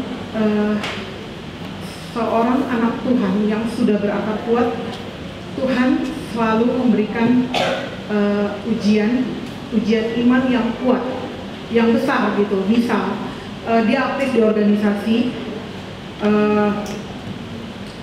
dia seorang yang baik, sepasang misalnya keluarga yang baik, tapi Tuhan tidak izinkan dia memperoleh keturunan sampai dengan belasan tahun atau puluhan tahun atau sampai tua begitu. Terus ada juga di sebuah keluarga yang orang tuanya sampai dengan meninggal, ada anaknya yang belum berkeluarga sampai dengan anaknya itu pun usianya sudah banyak gitu. Jadi apa rahasia Tuhan menurut pendapat Amang sehingga orang yang istilahnya udah taat di dalam Tuhan, tidak berbuat yang neko-neko, udah hidup sungguh-sungguh di dalam Tuhan, tapi udah berakar dan dia kehidupan dia itu sudah menjadi contoh bagi banyak orang. Tetapi ya itu tadi terkait dengan kadang-kadang ada, lihatlah Burju dari mana, tidak semua anaknya menikah, baiknya dia, tapi Tuhan tidak izinkan kasih keturunan gitu. Atau dia sungguh-sungguh di dalam Tuhan, lihatlah tiba-tiba pasangan hidupnya diambil Tuhan begitu, atau anak yang dikasihinya dipanggil Tuhan. Jadi menurut pendapat Amang, seorang pendeta yang sudah banyak pengalaman, apa dibalik itu semuanya? Terima kasih. Iya, terima kasih. Selanjutnya anak remaja nih, ternyata belum nomor 10. Rivaldo Christian Simanjuntak, silakan. Ya, selamat malam teman-teman semua. Selamat malam. Jadi tadi saat bangun ada Amang pernah mengatakan kurang lebih seperti ini ya. Setiap minggu ke gereja tidak menandakan kita sebagai orang Kristen. Ya, kurang lebih seperti ini ya. Sama seperti pergi ke kafe anak muda tidak menandai kita sebagai anak muda. Yang ingin saya tanyakan itu kan pertamanya, setiap minggu ke gereja tidak menandakan kita sebagai orang Kristen. Setiap minggu ke gereja tidak menandakan kita menjadi orang Kristen. Lalu apa yang membuat seseorang itu orang Kristen? Misalkan ada dua orang Kristen, yang satu sering ke gereja, dia ibadah, dia ikut misalkan dalam Alkitab dan segala macam.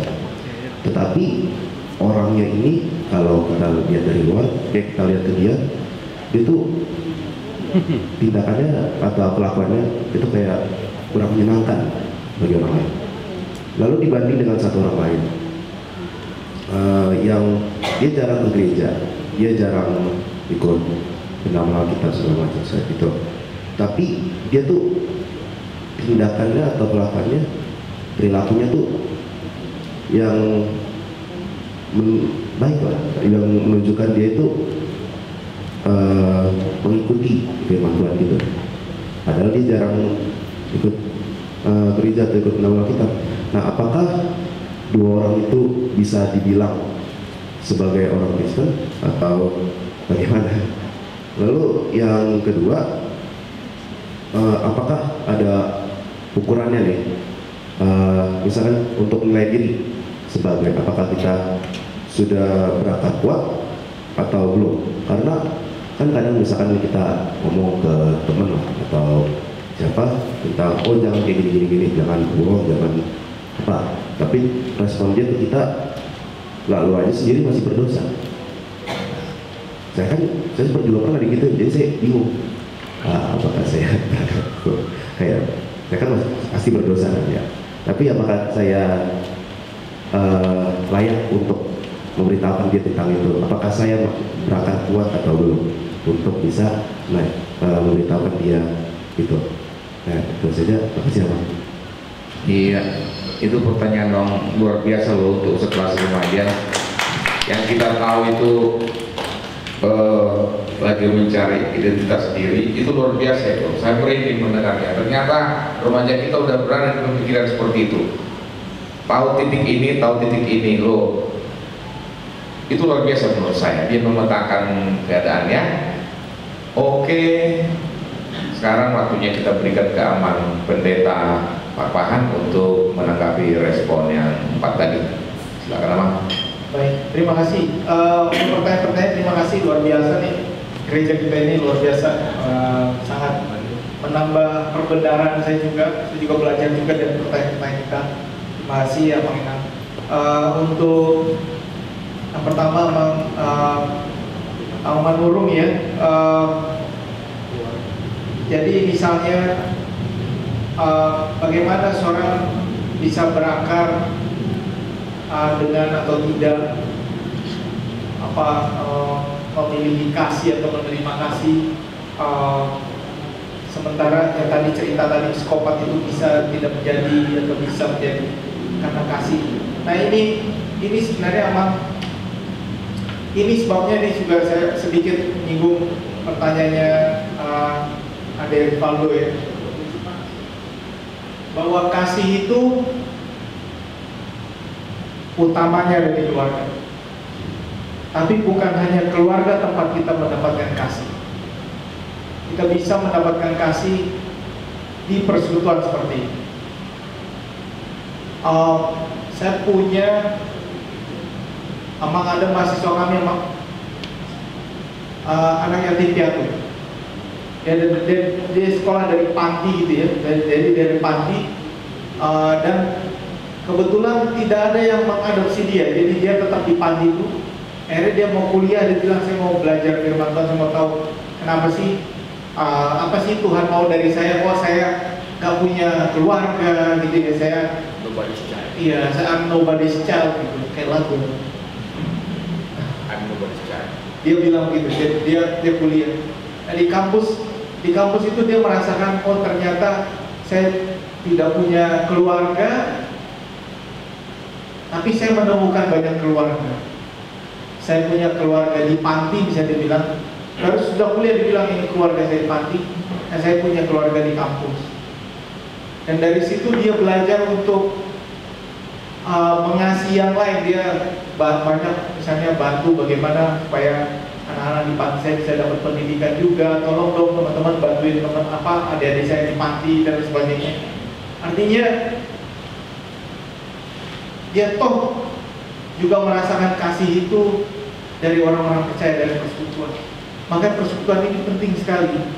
Jadi kita gereja bukan untuk dengar khotbah ya.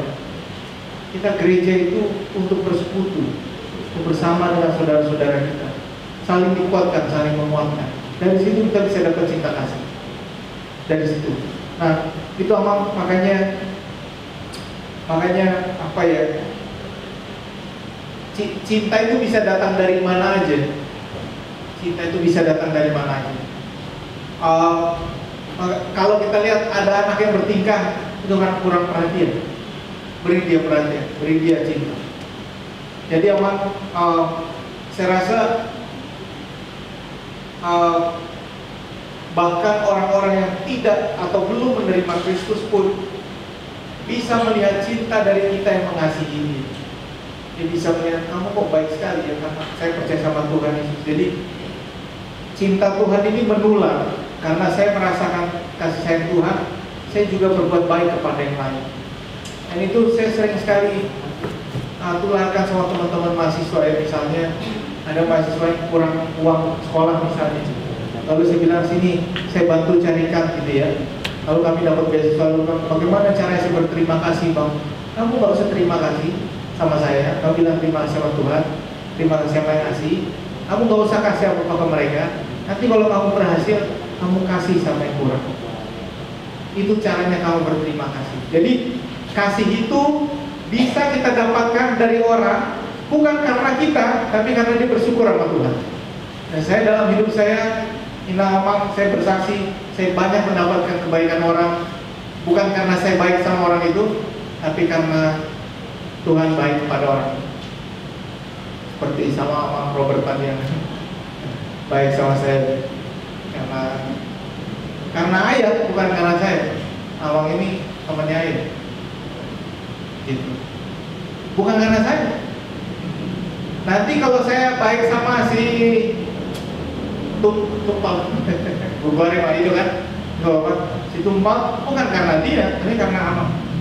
Ya begitulah kebaikan itu menular terus menerus. Amang Arman, usul saya Amang, bikinlah kayak kami di Menteng dan di Tebet, yang buat kumpulan keluarga muda yang usia pernikahan di bawah 10 atau 15 tahun. Karena keluarga muda yang di bawah 10 tahun pernikahan ini diskusinya beda. Investasi rumah lah, sekolah buat anak lah, kendaraan apa yang cocok untuk kita di masa depan. Itu diskusinya loh. Sekarang saham mana yang lebih bagus, atau bidang apa yang cocok, pendidikannya di mana, itu diskusi ya. Bikinlah umuman keluarga muda. Buat Amang Inang perlu menurut saya membuat umuman keluarga muda. Kenapa? Karena orang ini akan support sekolah minggu. Orang anaknya kok yang di sekolah minggu. Jadi yang mensupport sekolah minggu di AKBP Menteng adalah umuman keluarga muda. Karena anak mereka ada di situ semua. Jadi kalau ada apa-apa saya bilang sama keluarga muda ya, guru coba, Mar Natal kita keluar semuanya. Karena itu untuk anaknya. Gitu, buatlah. Nggak ada ruginya, cuma untung yang datang dari situ.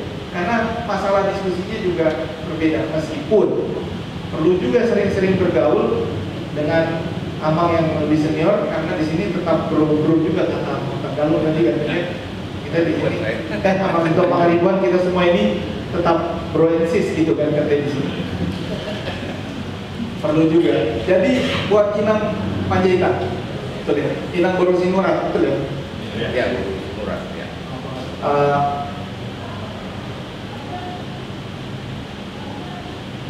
Ini Inang, nah ini saya mau bilang, ini tergantung kepada definisi kita tentang apa itu hidup yang terberkati. Saya agak melihat sekarang ini orang yang tidak punya keturunan tidak dilihat kurang terberkati dari perspektif adat. Tapi kalau dari perspektif rohani, saya tidak melihat ada kekurangan pada orang-orang yang tidak punya keturunan. Mereka terus bisa menjadi berkat. Bahkan orang-orang yang hidupnya sendiri pun juga bisa menjadi berkat. Bahkan di Alkitab dikatakan memang ada yang begitu sejak lahirnya, katakan tidak punya keturunan atau tidak memiliki pasangan. Misalnya para pastor dan suster tidak ada yang menikah, atau saya tahu diakones ya namanya. Diakones tuh agak banyak yang tidak menikah ya, diakones karena fokus dia melayani Tuhan. Di gereja kami ada 1-2 yang fokus melayani Tuhan, tidak punya keturunan. Dia pernah bilang, aduh, saya tidak punya keturunan. Lalu saya bilang, Amang, begitu banyak ini anak muridmu yang sekarang sangat bersyukur karena kau bimbing. Masa masih bilang gak punya keturunan? Ini semua merasa lebih dekat sama Amang kan, seperti anak. Jangan begitu, Amang. Lalu dia bilang, oh, itu hanya mandiri sesekali aja. Saya bersyukur kok, karena saya banyak anak asuh. Jadi kadang-kadang tergantung sama perspektif kita. Jadi saya mau katakan inama bagi yang tidak punya keturunan misalnya, nggak usah terlalu sedih melihat ini adalah kutuk dari Tuhan. Mungkin belum waktunya yang pertama, terus berusaha, atau mungkin Tuhan punya cara yang berbeda untuk menunjukkan kasih sayangnya pada keluarga kita. Dan saya rasa adopsi anak juga sekarang merupakan sebuah pilihan kok, dan itu sah-sah aja. Karena di dalam Tuhan sebenarnya kita ini semuanya anak angkat, yang aslinya orang Yahudi kok. Kita semuanya anak angkat, yang aslinya orang Yahudi aja. Itu di dalam Tuhan. Buat Laili Faldo, terima kasih ya pertanyaannya luar biasa.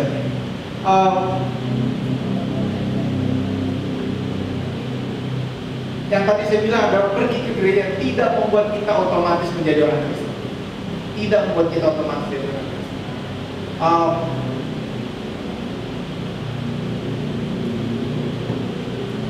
Sama seperti belajar teologi tidak membuatmu otomatis jadi pendeta.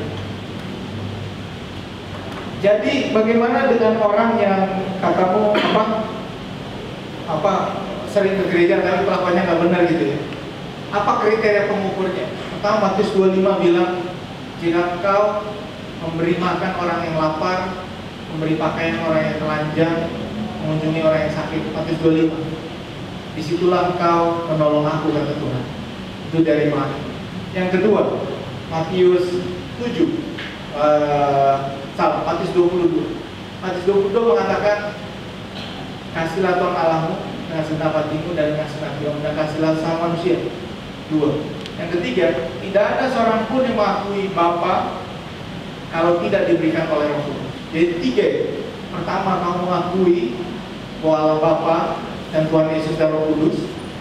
Kedua, kamu mengasihi Allah yang sama. Ketiga, bukan cuma mengasihi, yang menunjukkan dalam perbuatan kepada orang-orang yang paling kesusahan. Kalau ada orang ngaku-ngaku Kristen, tapi tidak melakukan hal itu, mungkin dia sesungguhnya tidak punya akar yang kuat, tidak yang hidup. Tapi tidak otomatis juga membuat orang yang sering menolong orang dan tidak percaya sama Tuhan otomatis jadi Kristen. Karena ada syarat tadi juga, bahwa dia mengakui bahwa Allah adalah Bapa di dalam anaknya Tuhan Yesus Kristus.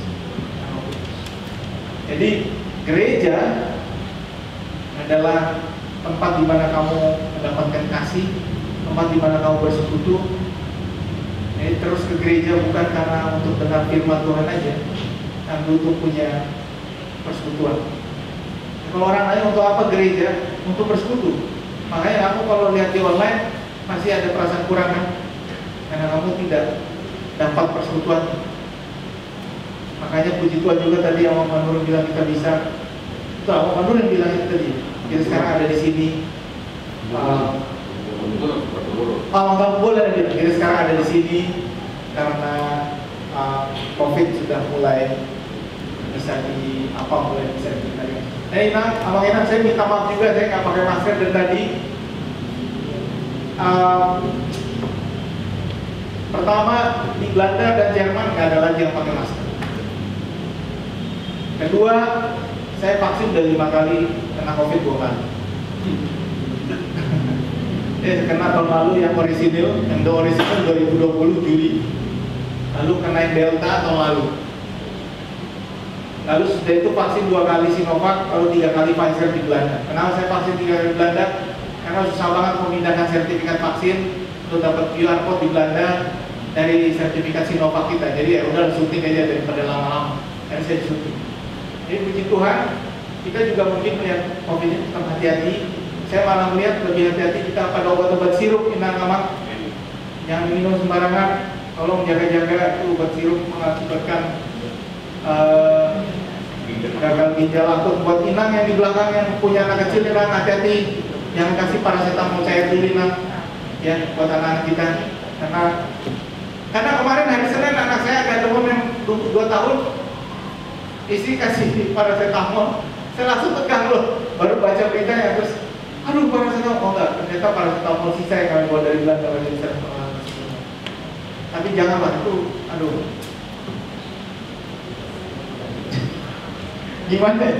Saya agak pusing juga melihat kenapa Anda bisa begitu. Pasti karena kendalinya kurang.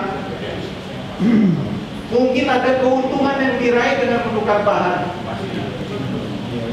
Ya gitu ya, itu dugaan saya. Lalu ya begitulah. Ada teman saya, salah satu direktur BPOM. Kalau saya belum balas. Soalnya saya WA-nya agak kesel. Kenapa bisa begitu? Ya itulah. Jadi itulah tandanya bahwa kadang-kadang orang yang dekat dengan mengaku dekat dengan Tuhan juga masih bisa jatuh ke dalam pencobaan. Jadi kita harus terus-menerus saling mengingatkan dan juga punya kerendahan hati, jangan sampai merasa saya tahu, teruslah mohon perlindungan dari Tuhan. Karena orang yang paling terlihat baik pun akan jatuh di pencobaan kalau dia tidak berpegang teguh kepada Tuhan. Kenapa orang yang baik itu makin diuji, Nak? Karena itu menandakan dia mau naik kelas. Semakin tinggi pohon, semakin kencang ini. Itu udah rumus buat kita semua. Kalau mau nggak ngapa-ngapain, kalau nggak mau ada ujian, jangan ngapa-ngapain. Jongkok aja. Semakin tinggi kita, semakin berat ujian. Lihat Pak Jokowi, tiap hari dimaki-maki orang. Tapi siapa suruh jadi presiden kan gitu juga.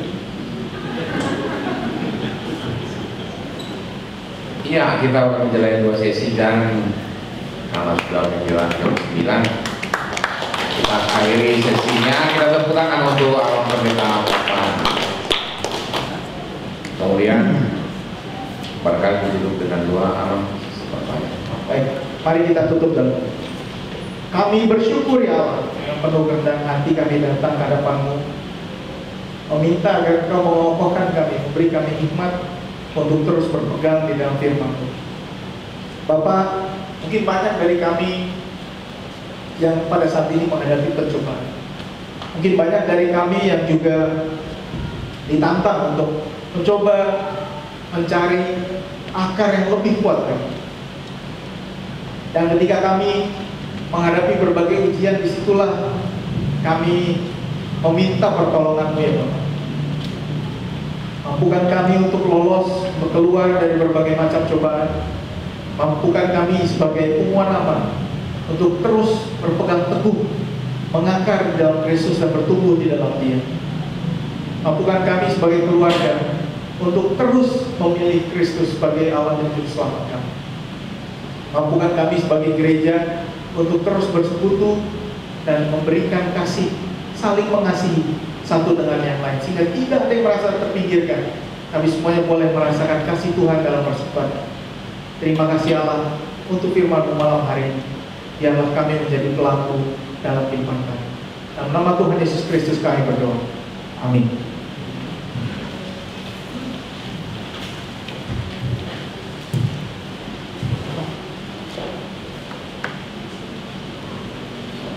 Setelah kita bernyanyi nanti, kita akan berdua syafaat juga. Dua syafaat akan dibawakan oleh Amang calon Sintua Joshua Jerry Tumangger. Marilah kita bernyanyi dari buku ND 248 ayat 1 dan 2, Saliliko di Tano.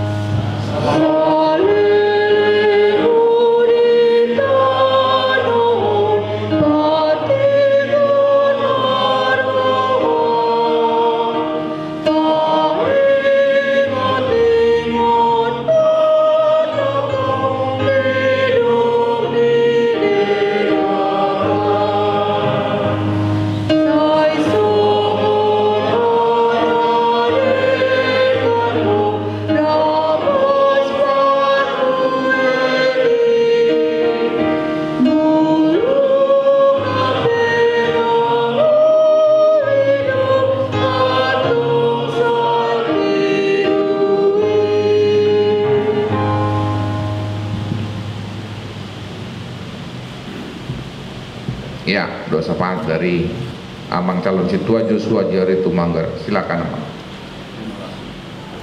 Kita satu di dalam doa. Tuhan yang kami sembah, yang kami muliakan, kekuatan kami, Raja dan Juru Selamat kami, pengasih, penyayang, panjang sabar dan berlimpah kasih setiamu ya Tuhan. Tak terpikirkan rancanganmu, tak terselami jalan-jalanmu. Setinggi langit dari bumi, begitulah besarnya kasih-Mu kepada kami Tuhan. Kaum Bapa yang merayakan Tuhan Parheheon. Tuhan, Kau telah mengumpulkan kami di sini untuk memahami dan mengerti Tuhan sebagai kaum Bapa yang penuh dengan permasalahan pergumulan hidup, penuh dengan persoalan Tuhan. Dan Kaulah yang menjadi Tuhan gunung batu kami, kekuatan kami, juru selamat kami, penasehat kami yang ajaib. Terima kasih Tuhan atas firman-Mu melalui Amang Pendeta Bapak Pinsar Papahan yang memberikan Tuhan pedoman hidup melalui firman-Mu Tuhan. Pengalaman-pengalaman hidup rohaninya Tuhan. Bagaimana kami sebagai orang tua dan kami harus menekuni firman-Mu supaya kami tinggal di dalam firman-Mu dan Roh-Mu yang kudus itu berkenan memenuhi hati dan pikiran kami selalu Tuhan, menguasai hidup kami. Dan kami Tuhan mempunyai buah-buah roh di dalam kehidupan kami untuk menghalau segala permasalahan.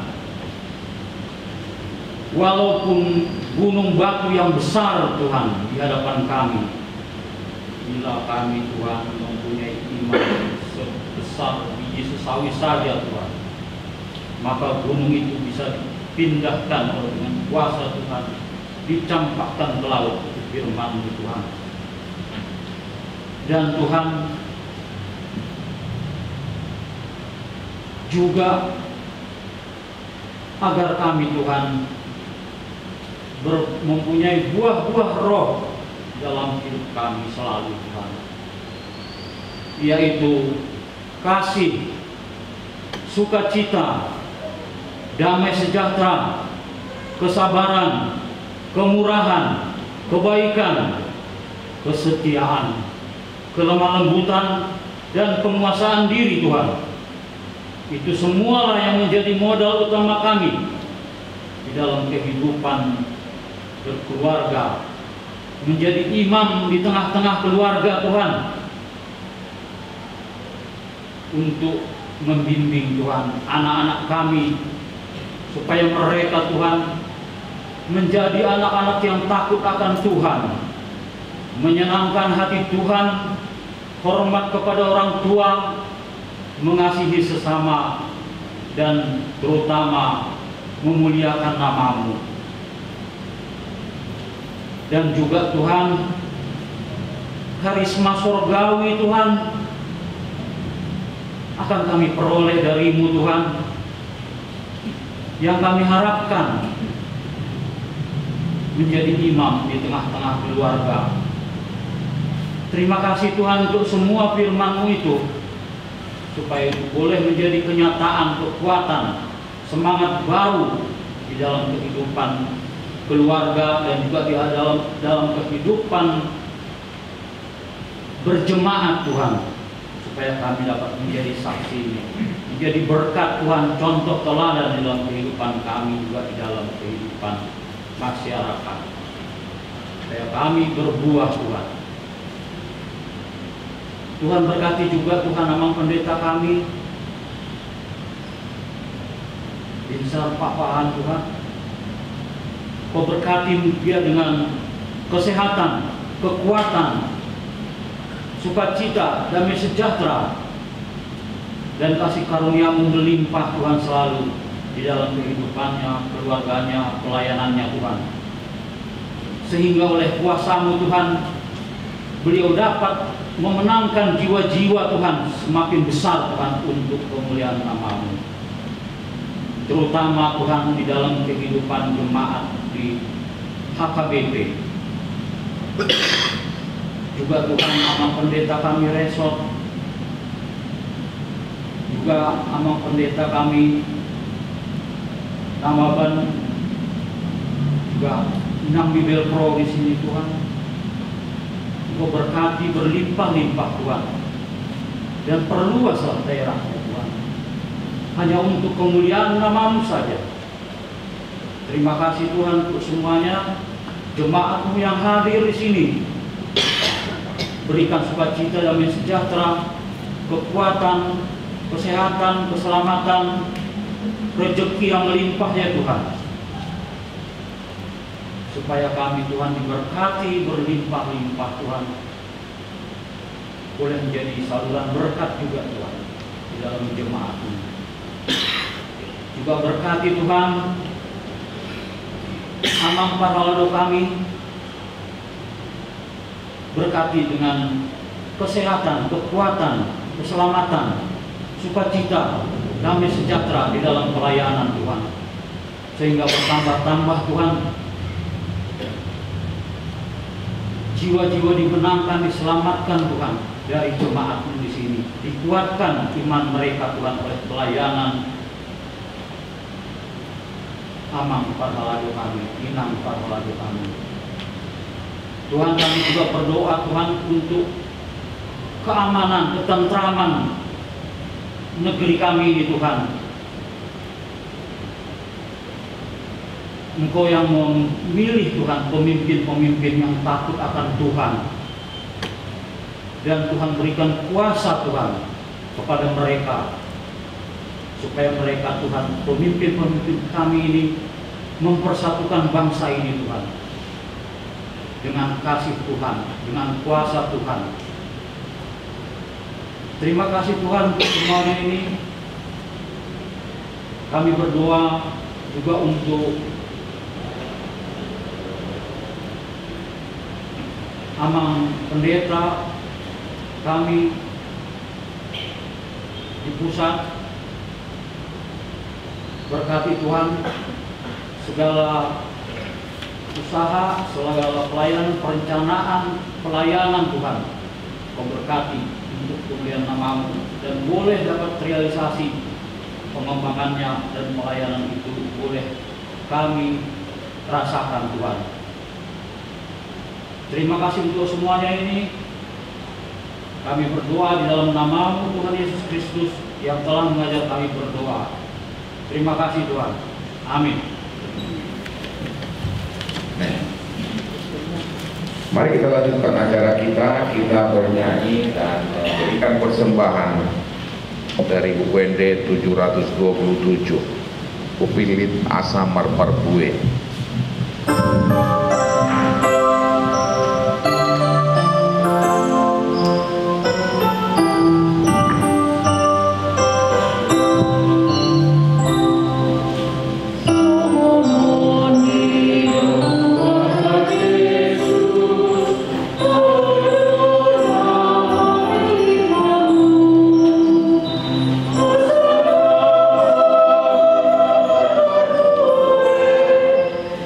Love me.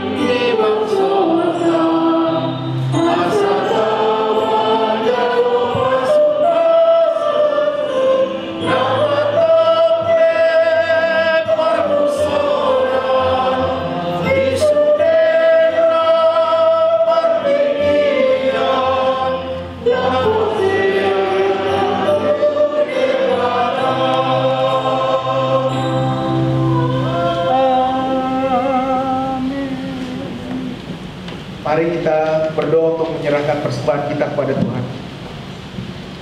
Ya Allah Bapa kami yang di surga, kami mengaku bahwa Tuhan adalah sumber dari segala karunia yang melimpah dalam kehidupan kami masing-masing. Sebagian daripada karunia itu kami serahkan kembali sebagai persembahan kepada Tuhan. Terimalah dan berkatilah persembahan umat-Mu ini, agar dapat kami pergunakan untuk pekerjaan dan pelayanan kerajaan Tuhan di dunia ini. Bukalah hati kami untuk mengenal betapa banyak berkat dan karunia yang kami peroleh dari Tuhan, supaya kami senantiasa bersyukur kepadamu. Di dalam nama Yesus Kristus Tuhan kami, amin. Marilah kita bersama-sama mengucapkan doa Bapa kami. Bapa kami yang di surga, dikuduskanlah namamu, datanglah kerajaan-Mu, jadilah kehendakmu di bumi seperti di surga. Berikanlah kami pada hari ini makanan kami yang secukupnya, dan ampunilah kami akan kesalahan kami, seperti kami juga mengampuni orang yang bersalah kepada kami. Dan janganlah membawa kami ke dalam pencobaan, tapi lepaskanlah kami daripada yang jahat. Karena Engkau yang kerajaan, dan kuasa, dan kemuliaan sampai selama-lamanya. Amin. Jemaat Tuhan, pergilah dalam damai sejahtera dan terimalah berkat dari Tuhan. Kasih karunia Tuhan Yesus Kristus, damai sejahtera Allah Bapa, dan persekutuan Roh Kudus menyertai kita sekalian. Amin.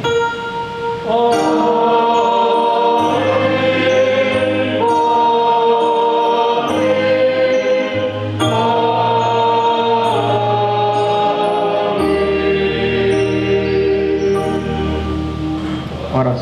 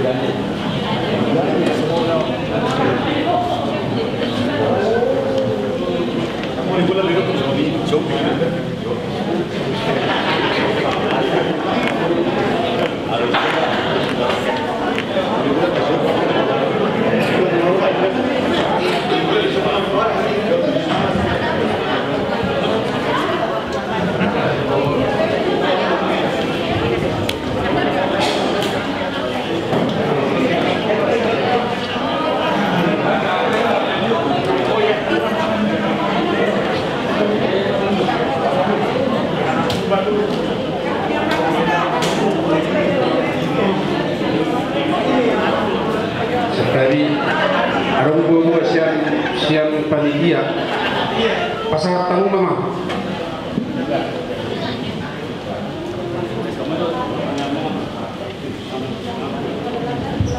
Oh iya, ternyata panitia ada menyediakan makanan ala kadarnya ya.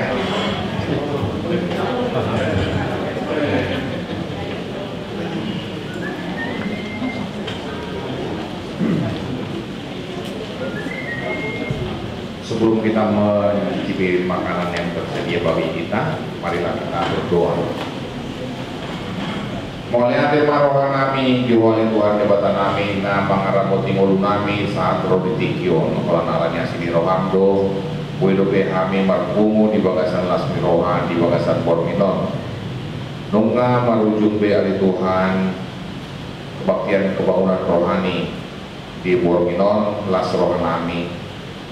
Pasu-pasu masa lu nanaw kubigi kami na kutanyokan dari Tuhan asama pakoroni di bagasan ngulu nami uwi mau ulang-ulang nami gabi mergugu mahami jalan tama mahami dia pun kehidupan ni Tuhan jabatan nami Tuhan jabatan nami adurak semula kami naik masih panganon mahami mangido kami siya nasi miroham tupak pasu-pasu masih panganon do sinuman naradi di kami asama korona yang pasal doa tuh naik baru orang si mahami di Porminor tidak mulak behami di bagasan nami gano jala loas mahami icat tiari marsubut di bagasan hai pasor laorong cetu bagas coromi laho marminggu memuji pasangan warmu nabadia atau saat yo mahami jalo mahami marinte Yesus Kristus Tuhan kami.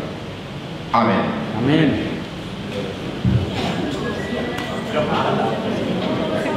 Titip masih kompa bolang-bolang pengarautan dan soalnya penabui di patuwa panitia las paruhata maha dosa.